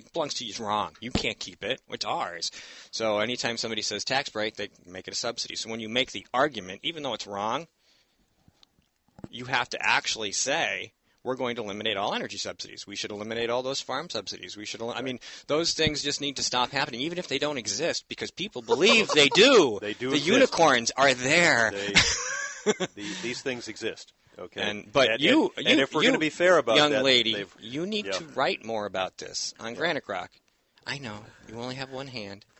I offered to buy a dragon speaker. Doesn't Alan take dictation? Yeah, right. It's magical being married to me. The unicorns don't type for you. No, they do.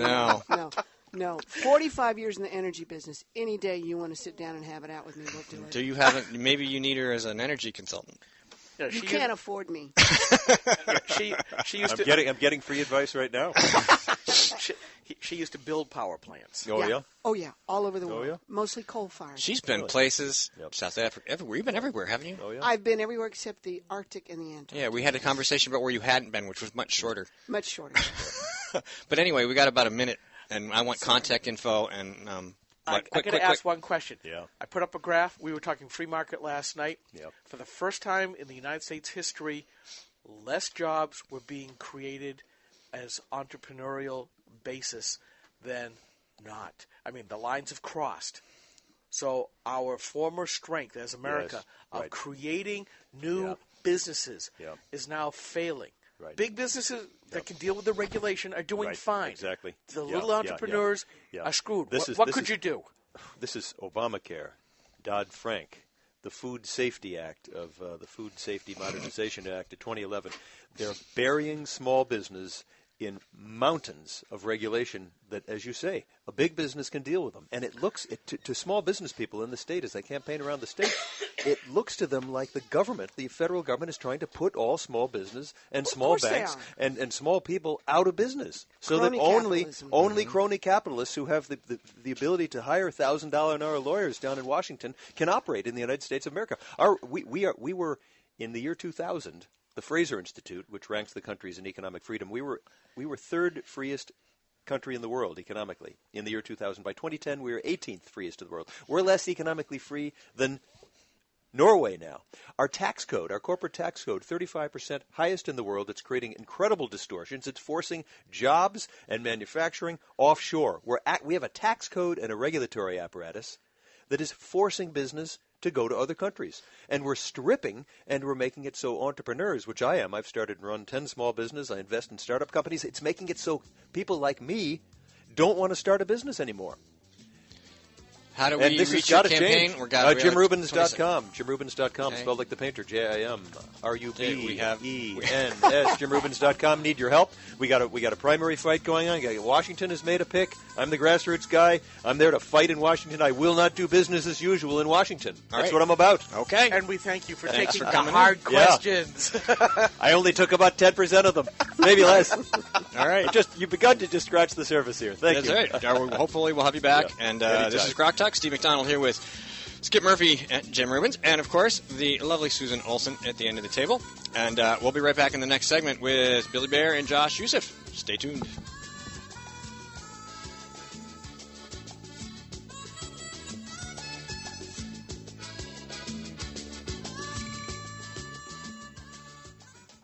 New Hampshire is famous for scenic drives, but they're tough to enjoy when you're on your way to the doctor. Because Obamacare limits your choices, some will have to drive more than an hour to see a doctor. What's health insurance worth if care isn't there when you need it? Jean Shaheen voted for Obamacare, putting your doctors and hospitals further out of reach. Tell Senator Shaheen Obamacare is not working for New Hampshire. Hi, this is Rich Gerard, host of Gerard at Large in the Morning, the Manchester area's only locally owned, locally operated, focused, and interested, riveting radio show, heard live every Monday through Friday from 6 to 9 on 90.7 FM WLMW, New Hampshire Family Radio, and available 24/7 live or archived at gerardatlarge.com. Be sure to tune in.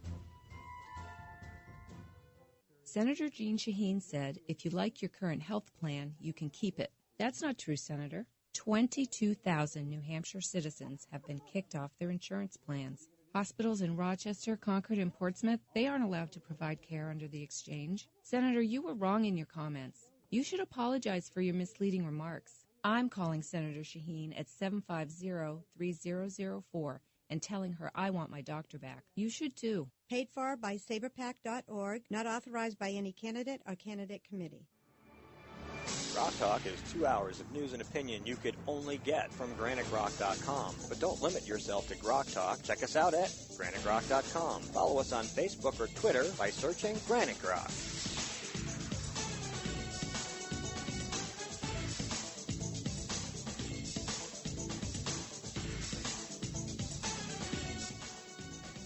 Rock Talk.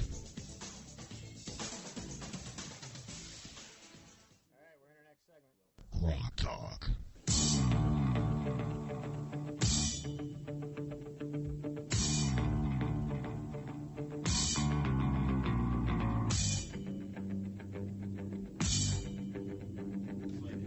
Welcome back to Grok Talk. Jim Rubens is still here talking to Susan. That's okay. We don't mind. We like people. It's called Grok Talk for a reason. See you later. Thanks a lot. Skip has stepped out to look for our guests. Wanted to remind you that we aren't just on Stitcher. You can also listen to us on iTunes. You can listen to us on iHeartRadio. And something's making a clicking sound on my computer, and I don't know what the heck that is. I'm going to turn this down and see if it goes away. Yeah, well, you know, I knew that. Not here? Traffic, maybe? Who knows? Could be. The traffic always screws everything up. Parking's bad enough around here if you don't get here at the right time. But sometimes when they have stuff going on downtown, they only blocked off one block, which I thought was nice because normally they block off the whole freaking half of Main Street and you can't find a place to park anywhere. Yeah, but the farmers market's going on too, so that street just to the south of the State House is blocked, so it kind of makes it tough to get around. So you got two things limiting traffic. No matter which way you go. Every which way but loose. Well, sorry about that. That's Concord for you. No, that's good. Good, exciting, energetic discussion. Well, maybe he will take you up on your. I'll help you along here. I didn't say I'd help him along. I said he couldn't afford me. Well.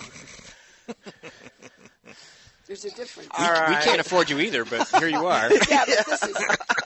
Yeah, I love charitable causes. Okay. That's true. That's true. We don't have any money anyway. She does. No. You have to go back to the beginning of things, and until you go back, just like foundational documents, you go back and you see how things started. It's like doing a legislative history. A lot of things that sound good at the time that make some sense. The unintended consequences of decisions. Not that anybody can necessarily know them, but failure to unravel and go back and say, oh, that's what happened. Then, you can't just fix things based on what happened yesterday. You have to look at it. Flasher, there you go. We have a call. Maybe they're calling in. Uh-oh. Boy, am I in trouble. What did you do? I don't know. I yelled at the guy. Are we on line Probably 2 or shouldn't have line 1? done that. Line 1. Good morning. Good morning. Good morning. There we go. Best to you each morning. Anyway, so you're absolutely right. I was just talking to Diane Gilbert. It's Radical Moderate. I was talking to Diane Gilbert, and we'll bring you right in. Radical Moderate's on the phone. And hey, how you doing? Hey, Rad. Hey, how's everybody? Good. What's up? I just wanted to echo Susan's comments. Uh-oh. That there is no way. I don't care what a candidate says. There is no way that they can make any changes without dealing with the outside pressures that are pushing on the United States to change. So for anybody to say, well, I'm going to go up against this globalist push to jack up energy prices for nations like the United States, modern Western nations, and stop that. That is a fallacy. There is no way that an individual politician can go up against the system. So you have to understand how this started and where it's going in order to be able to deal with it properly. Well, the funny thing about that, Rad, the biggest problem that let's just talk about gasoline prices, not to mention electricity prices, but let's talk about gasoline prices. When the price of oil historically had been denominated in dollars, your contracts are written to where the oil is bought and sold in dollars. And it depends on the value of that dollar that ultimately determines the sales or purchase price. So when the dollar has dropped in value by half since this current regime has been in place, the price of gas has doubled. It's not necessarily, well, certainly it is the cost because costs are paid in dollars too. But when I used to work with clients to build power plants around the world, the projects that we built primarily were something called project financed, where instead of being a regulated utility where you could exchange a guaranteed rate of return to underwrite your capital investment, you're borrowing money, and typically it was a 70-30 split on debt to equity. So you had to get your plant built and up quickly, but because we were borrowing money in dollars, our contracts, our prices, our building materials, our labor, and everything were denominated in dollars. So when that dollar fails, the price of everything goes up. So certainly there's the cost of regulatory compliance, which is probably at this point unmeasurable, certainly in the United States for somebody like PSNH. And absolutely, and absolutely correct. You're absolutely right on target. And my contention is, and I think you all realize this by now, that I believe that that's strategically being done. That the entire reason is to make it is to literally crush the middle class, because that's who's being affected the most by it. And if you take, also as far as energy goes, everything that's going on within this region, you can trace everything back to this overarching Agenda 21 plan when it comes to energy and forcing people by jacking up the prices through all these different avenues that you just explained, including the inflation of the dollar, to utterly destroy us and push our standard of living down, which is the entire object of this exercise for the. Interestingly enough, when you sort of pull that apart, the whole idea of it used to be called, NIMBY, not in my backyard, and it evolved into something we called bananas, which is build nothing anywhere, never. And when you've got a state like Connecticut and the snots down there don't want nasty power plants built in their cute little state, other states, because of what used to be growth and economic expansion, you have to plan and build adequate sources of electricity for business and for homes. So as more and more people said, well, no, you can't build that here, other states picked up the slack, or it didn't get built. So we're at a situation now to where something called the reliability factor in power generation has become so small that once we're facing Vermont Yankee being shut down. That's a pretty good sized power plant that produces electricity cheaply, although not politically conveniently, I guess, for the folks in Vermont. But you pull out 300, 400, 500, 600 megawatts of power production. Where does it come from? Well, it comes from cheap project finance sources like gas turbines that get paid off quickly, but their long-term costs are a function of a volatile in price and composition energy, like natural gas. We don't have adequate pipelines in the Northeast to transport enough gas to manage the price. We can't store natural gas, just like you can't store electricity. What can we do? We can have cool things like hydropower. Shh, don't say that. Don't say Northern Pass, because then you've got transmission lines that are hard to tell from the satellites from ski slopes and trams. So it's what's popular, it's what's fashionable, it's a huge problem, and to go along with this nonsense that it's big oil and big subsidies. Well, that's silly. There's a group called the Rainmakers. They have a song called Government Cheese, and it says they'll make us all beggars because we're easier to please. So less power, more expensive power, keeps us down on the farm. If I can just, I know you guys have guests, so I don't want to hold you up. No, I just talk too much, so I'm going to be quiet. No. I don't know. I can't see the screen, so I don't know if you guys have guests sitting there. I don't want to monopolize the time. Nope. So far, not here. If you Google Mega Regions 2050, you'll see the official website, and it explains in detail what they're trying to do. And if you notice, that plan reflects with these maneuvers that are coming in this state, because we're no longer a state, we are part of a region, and that's what people, I guess, have to wrap their heads around, that we've really, our sovereignty is dissolving away as a state, and we are literally going to be set up regionally for all our needs. And, the next logical step is, the overarching. Josh is on his way up. He just found parking. Sorry. Oh, good. Okay. Well, the thing is, if every state is the same, if every town is the same, if every city is the same, then there's no reason to move somewhere else to find a better life.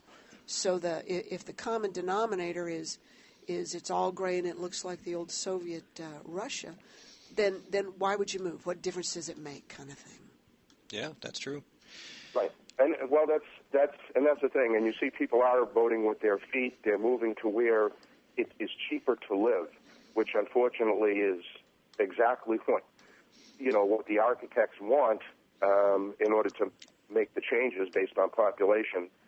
Once again, in accordance with Agenda 21, to make changes in those areas. And you get rid of the rabble-rousers. Get them, go away. Exactly. Yeah, exactly. But then you end up with states that, Rad, that I think more people are going to be willing to get the hair up across the back of their necks and go, yeah, I don't think so. One can hope. One can hope. But it's a scary thing when you're trying to raise your family and pay your bills and keep your job, and if the one time that you stick your head up above the parapet, somebody whacks you, right. You have to choose between, your life and your liberty, maybe. And that's what they're doing. They're making people afraid to speak up. That was the entire impetus behind the IRS scandal. Their objective is to have people cower down. Now, there are ways to fight these people, and it doesn't necessarily extend to a gun, because these people are prepared to do what they have to do. Force is no threat to them because they are so insulated from, that end of the spectrum, that even if they were to send troops or soldiers or whatever after, people, like out in, with the Bundy Ranch or whatever, that they are so insulated from this, it does not matter to them. They don't operate in that realm. The strategy that has to flow in order to deal with these people is a mental strategy. And you can't outsmart them. It is possible. But it has to be done strategically. Because they fully are prepared to deal with, to meet Is he related to people you? with force.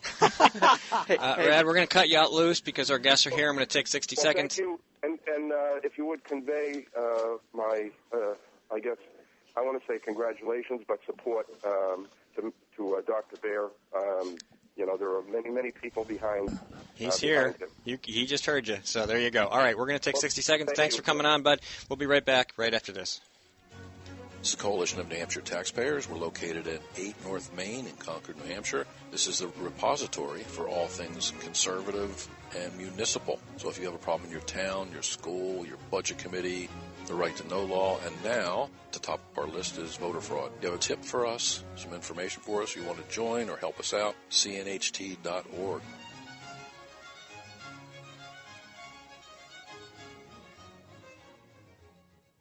Hi, this is Rich Gerard, host of Gerard at Large in the Morning, the Manchester area's only locally owned, locally operated, focused, and interested, riveting radio show, heard live every Monday through Friday from 6 to 9 on 90.7 FM WLMW, New Hampshire Family Radio, and available 24/7 live or archived at GerardAtLarge.com. Be sure to tune in.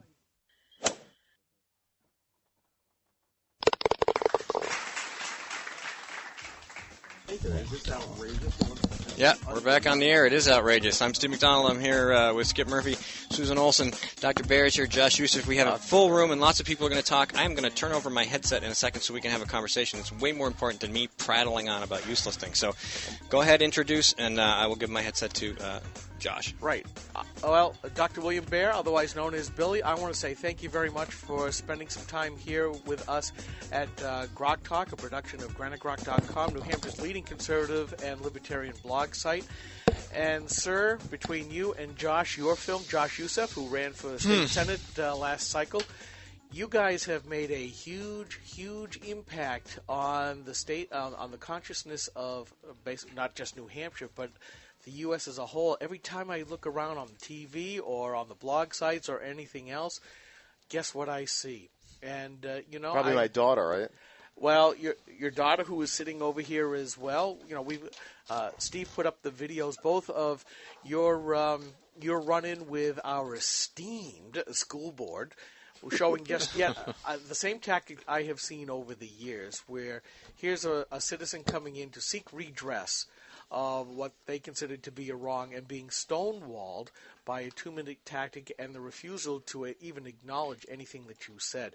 And a lot of people are out there saying, good job, supportive, but as I just told your daughter, as she was standing there, she, with her speech that she made a huge impact, because here is, as you said, this was an ongoing civics lesson, and this was an introduction to a young, malleable mind of, this is what happens when your government turns against you. When your elected officials say, screw you. Well, the reference to the civics lesson, a couple of things to make clear. Number one, the doctor thing. I mean, Josh was emphasizing the doctor part in some of the video to have the officer see that I wasn't like some, riffraff, whatever.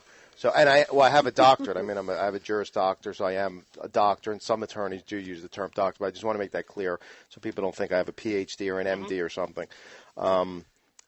And also, the reference to the civics lesson was specifically content-based or context-based, because the elementary school had a whole program before we got started with our stuff.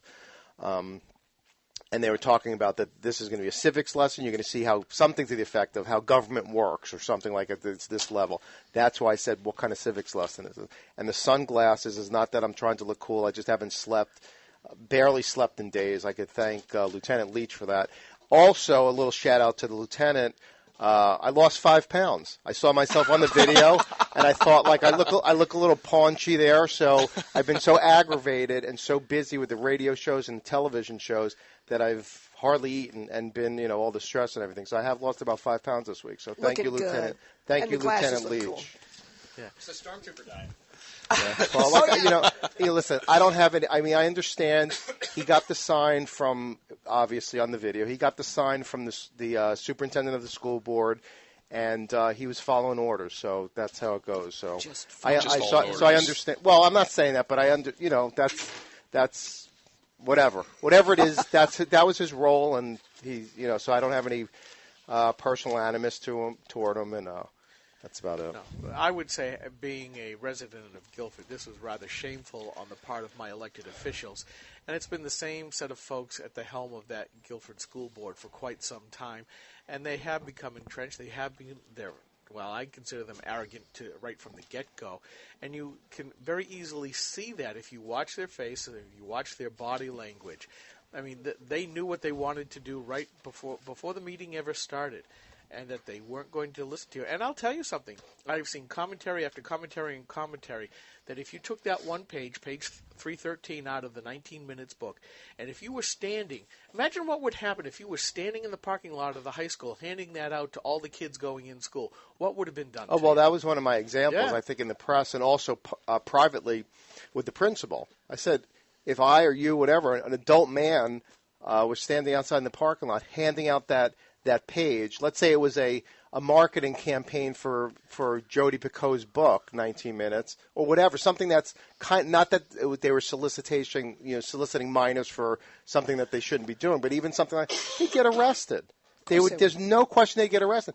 And the idea that right behind the glass, on the other side of the door, the school is doing this, and they're not telling us about it. And just for the record, so it's clear, because a lot of people don't know this, and I know that there are articles all over the country and newscasts all over the country at this point that are saying, well, they failed to give notice this year, but as they have in the past.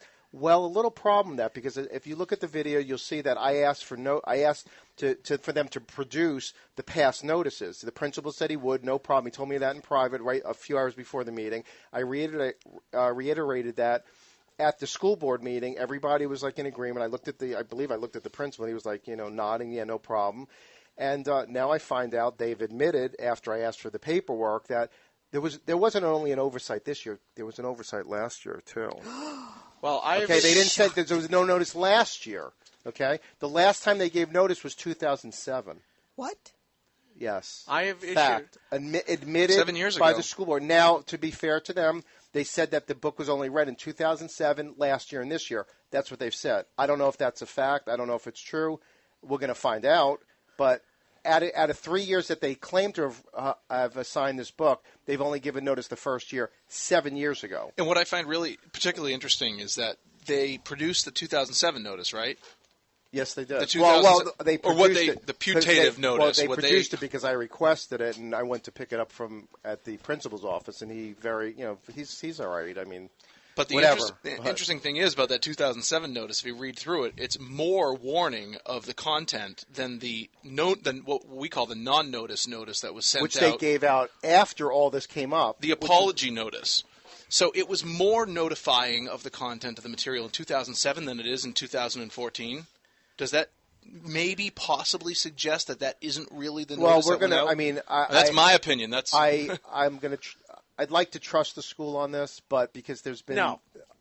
I've already I didn't say I will. I said I'd like to. Yeah, I've already issued a right to know request for Well, all materials stemming back to 2006, leading up to this book being included. Well, as part of the curriculum. there's no question. Our team will be forensically analyzing that document that they claim is the 2007 notice to make sure it in fact is the 2007 notice. I mean, it's not that hard to confirm that if there is a problem, unless they're really, really good, which I doubt. Yeah. Well, this isn't just for that notice, but I've asked for everything, for emails, Right. conversations, meeting minutes, and what have the you. whole 9 yards. I mean, I would be very surprised if they falsified a document.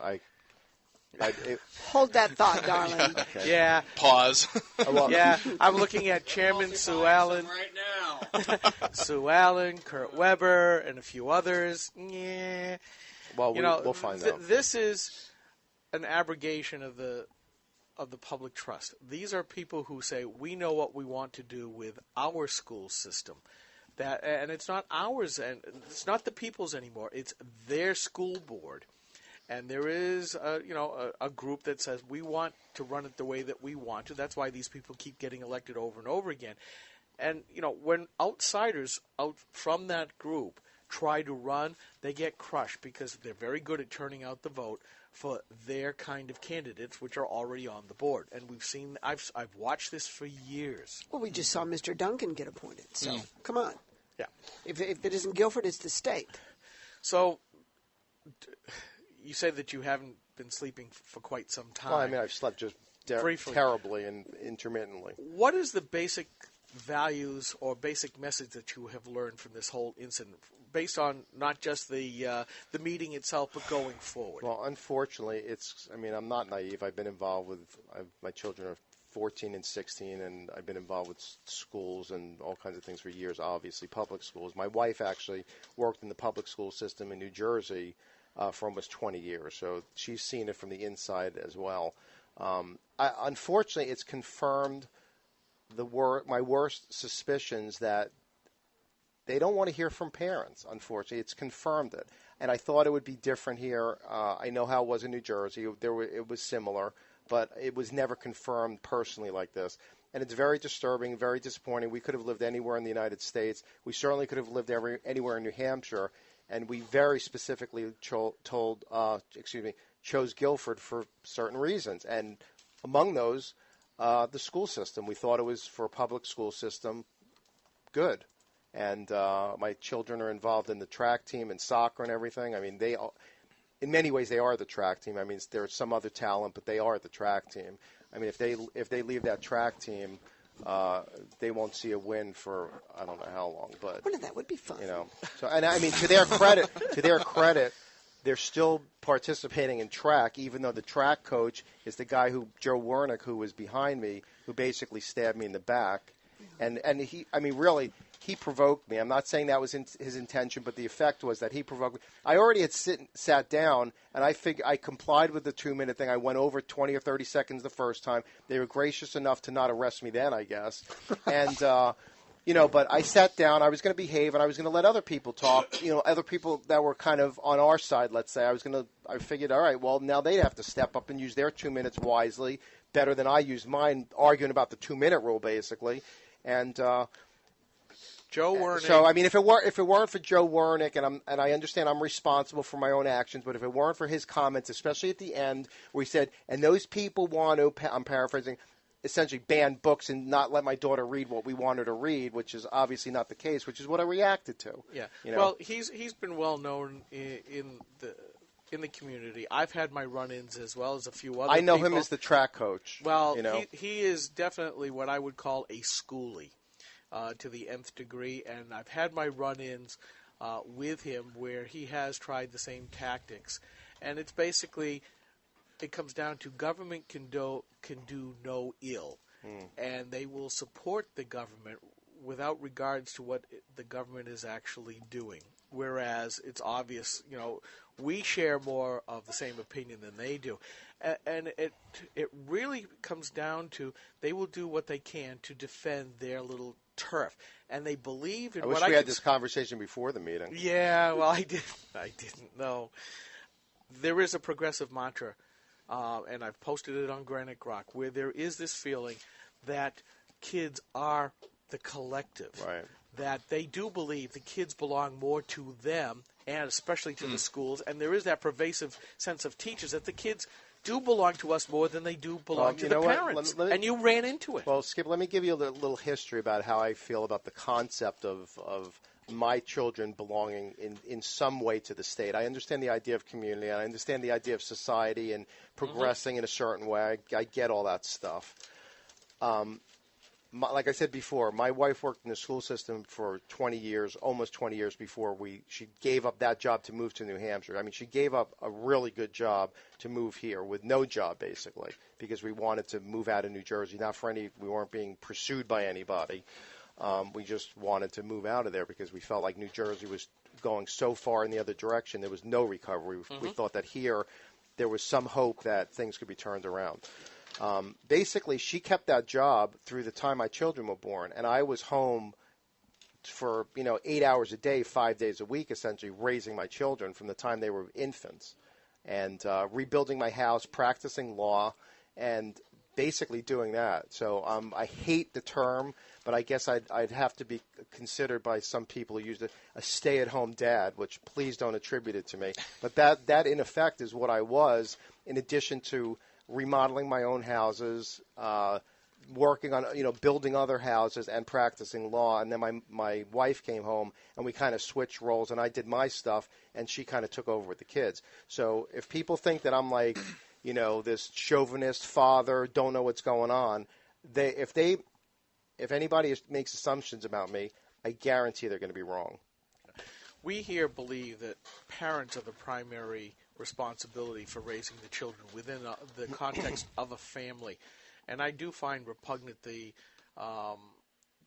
idea that Hillary Clinton said that, it takes a village, or Dr. Melissa Harris on MSNBC recently. Oh, please. That I posted as well, saying, we have too much of a private notion of what the children should be. The exact quote is on Granite Rock, but that gives you the I'd like flavor. to see that quote. Yeah, all you have to do is look up progressives and the proper role of government, and you can see the quote. Right. Because I'm trying to collect those kinds of what I consider anti-freedom, anti-liberty, the collectivist atmosphere.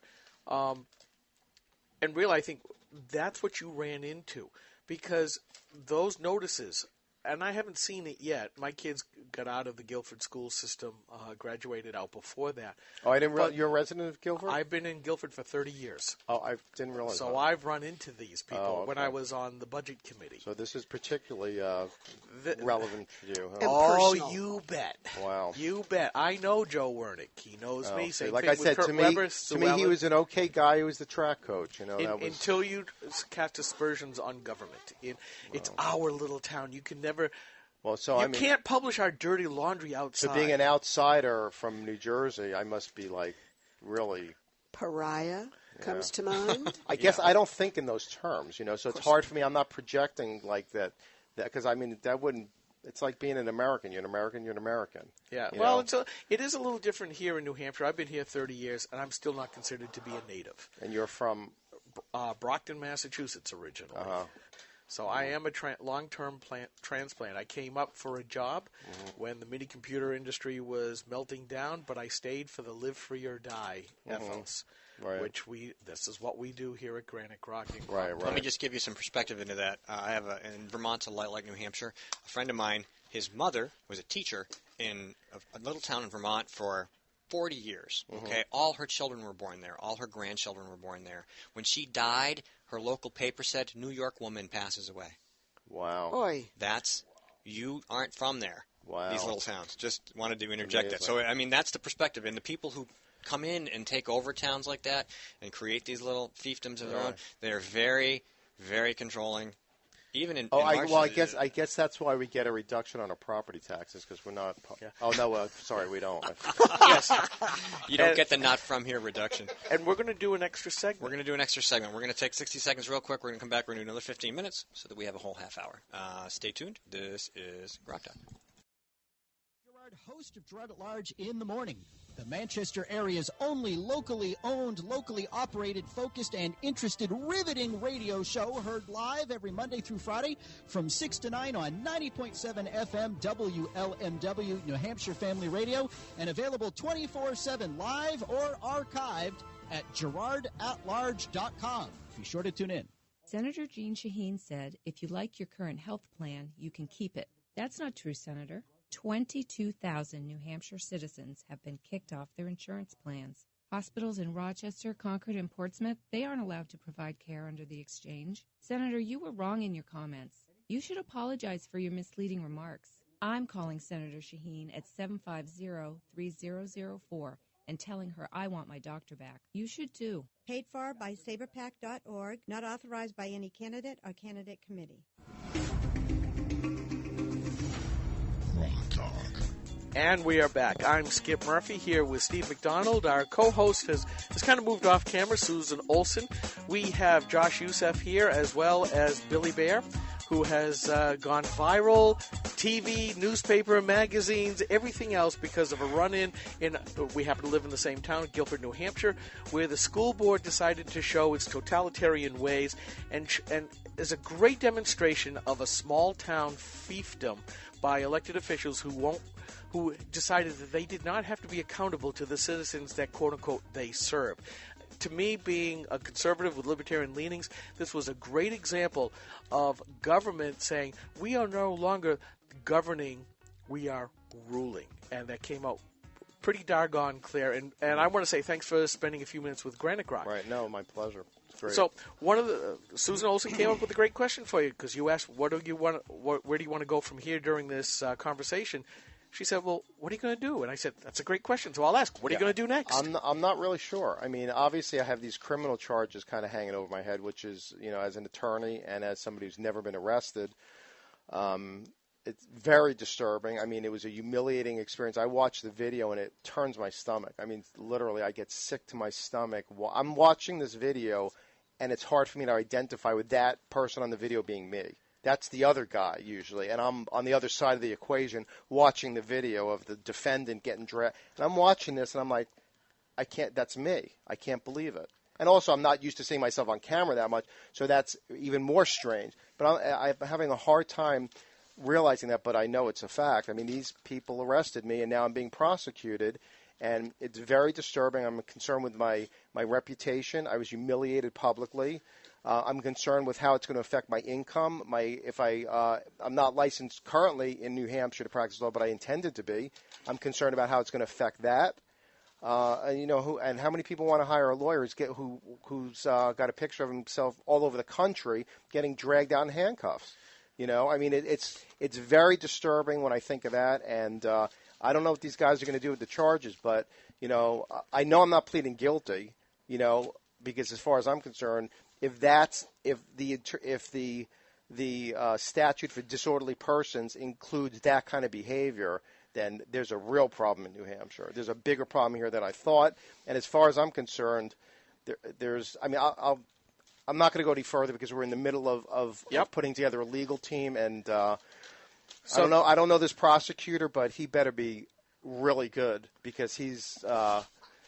I worked in the district attorney's office in New York City, in the Bronx, for 2 years. While I was in law school full-time, I was a trial assistant, basically preparing murder, rape, kidnapping, and armed robbery cases for trial for 2 years. So, when I see this going on in a town like this, the things I've seen in courtrooms in New York City in the early 90s, when the crime rate, the murder rate, for instance, was 300% higher than it is now. 2,000 plus murders in 1993 in New York City. Last year there were like 700 or 800. So that puts it in perspective. It was insane. There were shootings right in the parking lot. There were shootings in the courthouse. You talk about disruptive behavior. I saw people who were in the audience during trials get up, every word you can imagine, at the judge, in their face. They didn't even get arrested. So I come to New Hampshire and I speak up at a board meeting, and like I said, if it weren't for Joe Wernick saying those people wanted whatever, I probably would. I had no intention of speaking again, unless it came, which I think the agenda called for coming around again for another 2 minutes. I could have taken another 2 minutes. I'm sure I would have used it. That's all right. But Joe Wernick does that to everybody that disagrees with Joe Wernick. But it was just, the idea that this is what's going on, and like I said, with my background, seeing real crime and real victims and real defendants.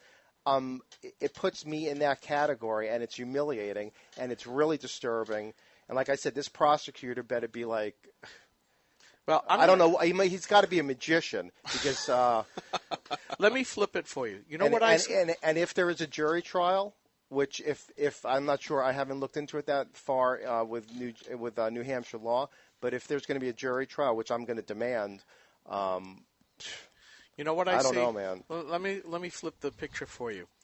I see a man who went to seek redress from their elected officials because they willingly allowed your daughter to see teen porn as well as all the other students in there. This is something that should not have happened. I think you embarrassed them, and you were there to defend your daughter. Oh, I absolutely believe that. That was a joke. Yeah, well, the problem is that we see this over and over again, that things that used to be criminal years ago are just, you see it in the school system, and they're injecting a different philosophy from what parents are trying to teach their kids at home. And I certainly Hold on a minute. You are on camera, Okay. And I see you standing up and saying, enough of this. You cannot continue to teach our students, my child, something that is counter to what I'm trying to teach them at home. Otherwise, you would never have had the emotion that you did when you went there. It wasn't even about the content. Obviously, I wouldn't want my children reading that. They're probably two of very few teenagers who haven't read this at this point around the country, but they, as far as I know, haven't read this yet. And I mean, they've probably seen little pieces slip out from different places because they've been, seeing some of the videos and stuff. But it wasn't even about the content. If a community decides that this is what they want in their schools, then go ahead. I mean, I'm not going to tell them what to do. But it wasn't informed consent. There was no consent. There was no notice. There was no consent. And to a large extent, if there was consent, it wasn't informed consent. The fact that like Josh referenced before, the fact that they put out the notice, the no-notice notice on Monday, which was the day of, which I didn't know about literally until we got in the car and Marina handed the notice to me and said, I just got this. This is the notice they sent out about the book that was issued over a week prior. And that was after they knew that I was all over them. By the way, that notice was more of a sales pitch. They were trying to sell the book more than anything. It was basically like a marketing tool. The close, and I don't have the paper in front of me, and I haven't seen it since, but I know it said something to the effect of the book portrays, depicts unhealthy relationships. Unhealthy relationships or something to that. You want the truth? If I got that notice before the book was issued, I would have read the notice.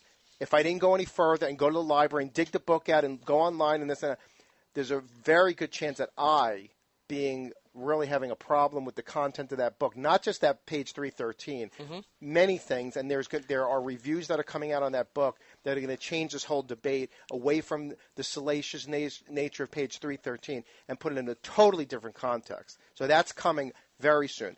I could have probably signed that no-notice notice. That's how little notice there was about what was really in that book. What's a real shame, though? The shame is that we entrust our kids to these people's care, and we feel like we have to read the entire assignment before signing off on this. We don't have the ability to trust these people anymore. I think you're absolutely right, because now with the advent of Common Core, and we're seeing examples over and over again of some of the information that they're purporting to be the truth in the Common Core text.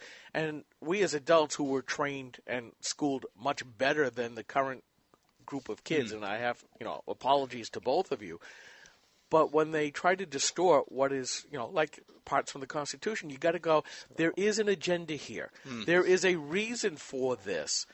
And they're trying to get away with that. And they're seeing the pushback from parents to say, you can't keep doing this anymore. And this is just one part, the educational part that, Billy, you're going through here. We're seeing this all over the place in lots of areas of our lives because of that push of people who have other ideas of the values that we should be living by. And that's what I'm so tired of it. Leave us alone. If parents have a moral code that they want to teach their kids, do not try to subvert that, especially in the schools. I guess what would the result be if Billy said, I don't want her reading 19 minutes. I'd like her to do a literary analysis in the book of Romans. How would that work? Probably not go over too well with that current crop of, I believe, the leaders of the school system and the school board, because I do believe there is something that they're trying to do, and I believe... I may sound like a conspiracy theorist, but there's enough information out there to say I've seen enough of the school systems around the country and some of the stuff that goes on to say there is an agenda for more secular humanism than it is for anything else. And they don't care what the parents' moral code or philosophy is to life. They believe only they have the right things to teach your kids. Listen, I know what public schools are like. I didn't have any illusions that this was going to be something, generally speaking, other than what it is. I did not think it would be like Josh said about trust. That's what this is about. Yes. You need to first reasonably expect that they might introduce something like this to even check for it. And I would have never imagined it would have been this far. Do you know what I mean? Yes. That's why I could have signed that notice that came out Monday. I might have signed it. Yeah. Now the fact that I might have signed it, that is, if somebody like me would have signed that, under the circumstances what that book is, that is total deception. It is. It's fraud, is what it is. But we're seeing that more and more with some of the materials that a concerned parent goes back and looks at the homework, looks at the text, looks at the lesson plans, yada yada yada, and puts it up on the internet. I mean, that is the disruptive technology that we're seeing, because it isn't just what happened in Guilford. It's a pattern that we're seeing all over because of the internet, that we can then go and say, look, guys, here's the pattern. And this is not a good pattern, because it's not teaching our kids what we believe to be the foundational ideas that made this country great. Other than all of that, there should have been notice, and there should have been the Example. opportunity. There should have been the opportunity for informed consent. Yes. And there was neither. And now we find out that last year there was neither. So how about all the kids? How about all the 14 and 15-year-old kids who read that book last year? This year is obviously different. Who read that book last year, and those images are on their mind. And that image on page 313, the truth is, and we will see soon, because I have people who are doing, very, very experienced people who are college professors in English for 30 and 40 years, doing 30 years, doing research on this, reading that book, and they're going to come up with analysis of that book.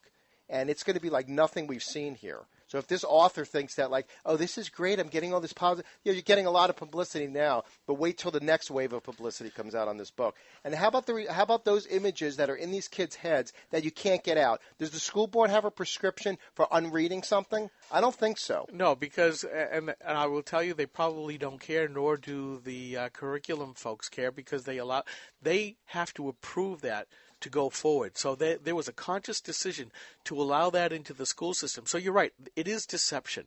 Unless they actually take all of the controversial parts and put that in the notice, how are you going to know? It's deception, or it's gross negligence at best. I'm not going with the negligence part. It's conspiracy at worst. Well, at worst, and it's gross negligence at best. Yeah. Okay. No, I hear you, and it's getting to the point where parents have to say, we have to get more involved. We have to basically vet everything that our kids are being taught. We can't, as you said, I think we're almost at that point where we have to do that, because we can't trust those that are supposed to be in charge. But they're putting a roadblock in front of every opportunity to a parent to even object. Well, for example, this is the example. You asked the question, well, how am I supposed to interact with my elected officials? Right. Bring it to the principal. I already did but that. the principal is, I guess in a manner of speaking, a different branch of government. I mean, we've got the school board's the legislature, so to speak, the local legislature of the school. Well, I've already brought it I want you to oversee the principal. Yeah, the principal and the superintendent, they're kind of like the executive. Yeah. The problem is that a lot of school boards have become not bastions to defend the taxpayers against the quote-unquote professionals, but they've become subverted, and we see that here a lot in New Hampshire, where the school boards are nothing more than the local ambassadors of the school board association here in New Hampshire. Well, the interesting. What does that make the police force? I mean, I felt like it seemed. I mean, and I understand how things work. Okay, I've been involved with things, but I mean, it looked like the relationship between or among the police force, the school administration, and the school board, you can't distinguish among them. It's all the same thing. This was all staged because they knew you were coming in. Well, they put the 2-minute rule in. They said that they were not going to take any questions. They wouldn't read anything. They would not respond. They tried to hide under the phrase public input to say, oh, we have nothing to do with this. They did it because they wanted to stonewall you. Well, the reality is, and this has been in some papers, and there was mention that I said something that there was a conspiracy. I don't know if there was a conspiracy. Okay, I do. But I know for a fact that they knew what I was going to do that night. You know how I know that? Because I told them. Okay, I told the principal what I was going to do, and it was in every paper. It was in the front page of the Laconia Sun that I was going to go in there, put the paperwork in front of them, put 313 in front of them, and say, if it's good enough for my daughter to read, then why don't you read it publicly? I told them I was going to do it, so they knew for a fact what I was going to do. So because some people are like, well, did they know you were going to do this? Maybe I think they knew. I'm like, well, they did know. I know they knew. I told them. So they knew what I was going to do. And as far as I understand, which you know much better than I do, Skip, the 2-minute rule, yes, I know it's common in school board meetings and city council meetings and everything. They do implement that type of approach sometimes. But my understanding is that in Guilford, under those circumstances, it's highly unusual that they implement a rule like that. And I think we need to really point out that 2-minute rule, as Sue Allen, the chair of the school board, made very clear that 2-minute rule was predicated on the idea that there were so many people present at that school board, meaning that the only way we can be fair to everybody, for everybody to get their turn, is if we limited everybody's speech to 2 minutes. The reality is when she said, would anybody like to speak? And I waited 10 seconds. Maybe I'd still be waiting there for somebody else to speak if I didn't say, all right, it's getting uncomfortable. I guess I'm going to speak. And it was one of those Ferris Bueller moments, anyone, and nobody raised their hand. Nobody stood up. And I'm sitting there thinking to myself, I guess nobody's even going to support me here. It wasn't like I rallied a bunch of people. I had almost nobody's email information. I mean, Josh, obviously, I knew, and Josh was, part of the setup, if they want to call it that. But other than that, and with my family, I didn't know who was coming. I tried to contact people in New Jersey, and believe me, I'm not holding up New Jersey as anything great, but we used to have directories handed out at the beginning of the year with every parent's name, address, phone number, and email in it, and physical address too. We could get in touch with anyone at any time, which I would have done if I had access to that information, which the school obviously does. And I don't know what they did about it, but I know I couldn't get in touch with people, and having been so new to the community, we had almost nobody to get in touch with. So I'm sitting there thinking, as the time is clicking away and you hear the crickets in the background, I'm thinking, I guess I'm on my own here because nobody's even getting up to support me. So that's when I got up. Well, my point is that belies her premise that the reason for that 2-minute imposition, that 2-minute time imposition, was because there were so many people who want to speak. It's untrue. And I'd also like to point out that I didn't see any vote being taken on the 2-minute rule. Was that decreed by edict? Yes. Or was that...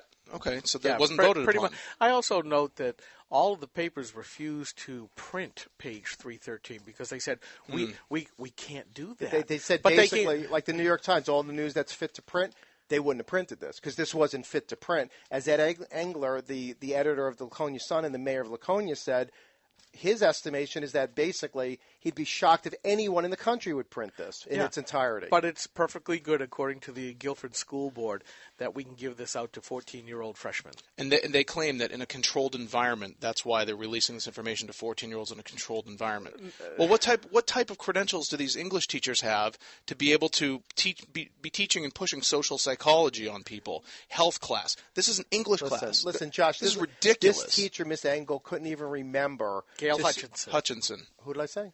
Engel. Oh, that's the other. Right, that's the other. Sorry, that's the editor. Sorry. Okay, Miss Ed Engel. Sorry about that. Hutchinson without the N. I know it's not easy for me.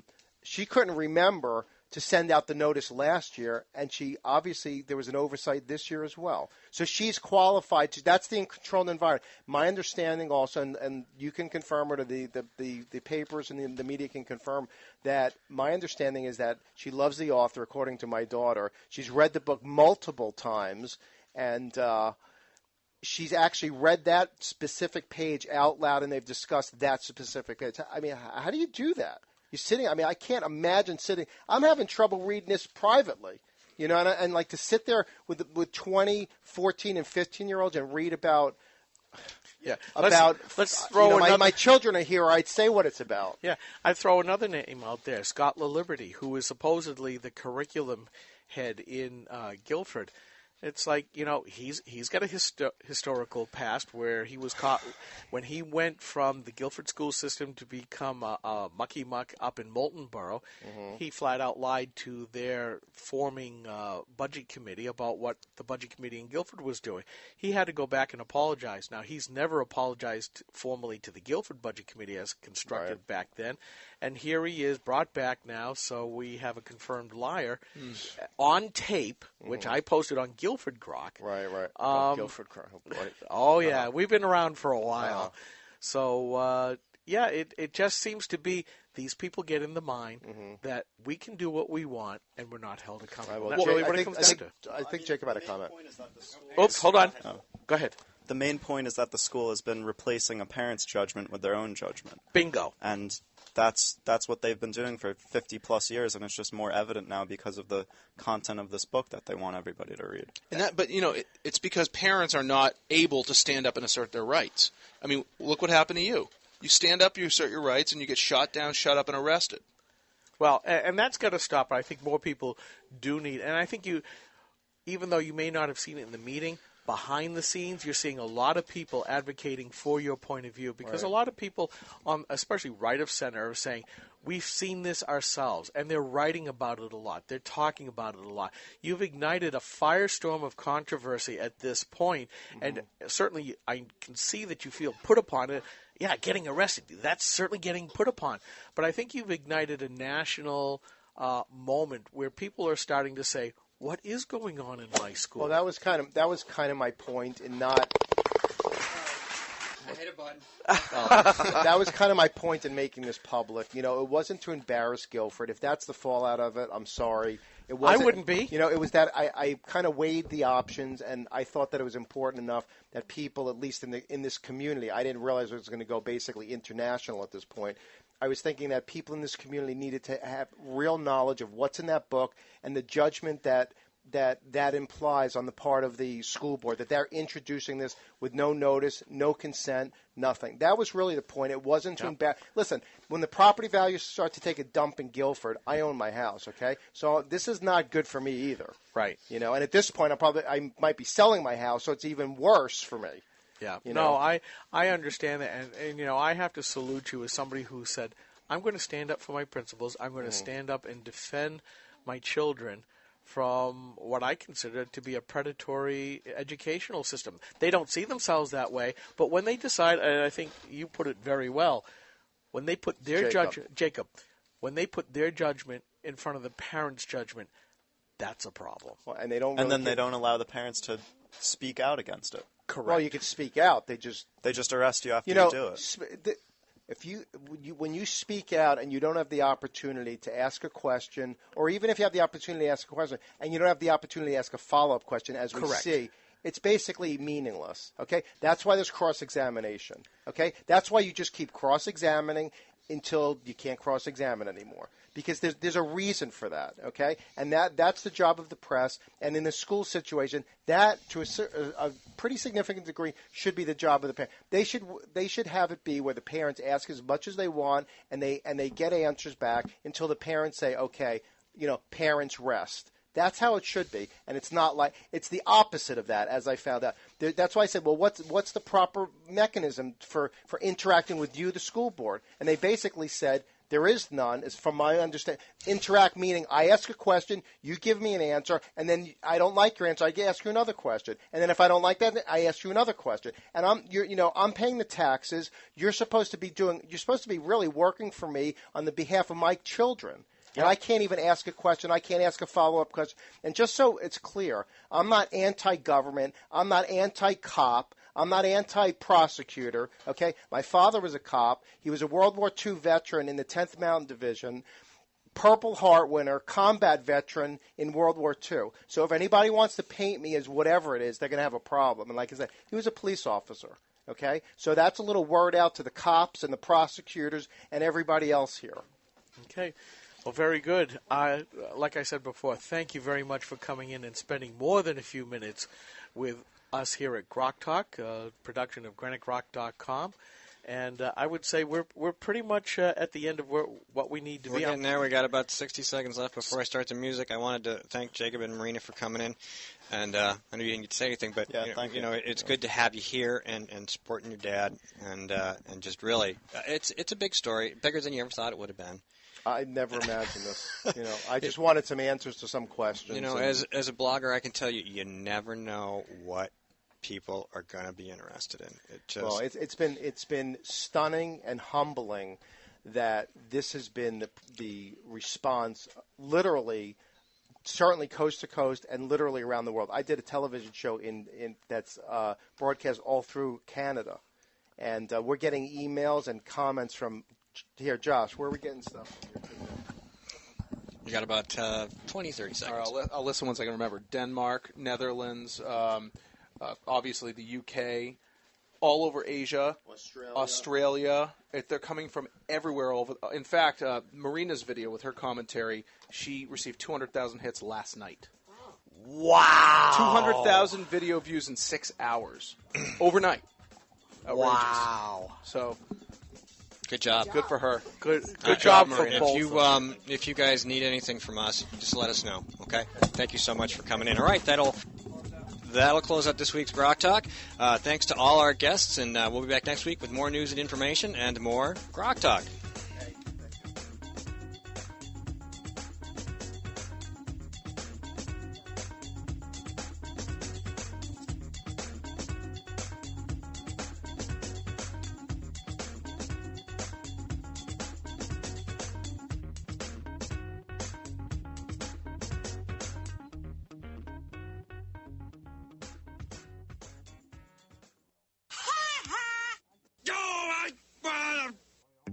When asked whether she still supports Obamacare, Senator Jean Shaheen said, Yes, I do continue to support the law. We're beginning to see some positive results. how can Senator Shaheen say we're seeing positive results when 22,000 of our neighbors have already lost their health insurance? What's worse, the Boston Globe reports the state's only health insurance provider radically reduced the number of hospitals in their network, forcing some people to drive over an hour for lab work, even when there's a hospital within a few miles of their home.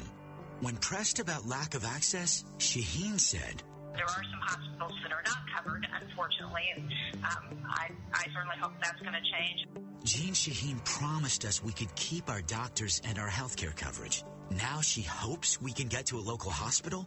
Call Senator Shaheen at 603-647-7500. Tell her we need more than hope. We need leadership. Paid for by Citizens for a Strong New Hampshire. Senator Jean Shaheen said, if you like your current health plan, you can keep it. That's not true, Senator. 22,000 New Hampshire citizens have been kicked off their insurance plans. Hospitals in Rochester, Concord, and Portsmouth, they aren't allowed to provide care under the exchange. Senator, you were wrong in your comments. You should apologize for your misleading remarks.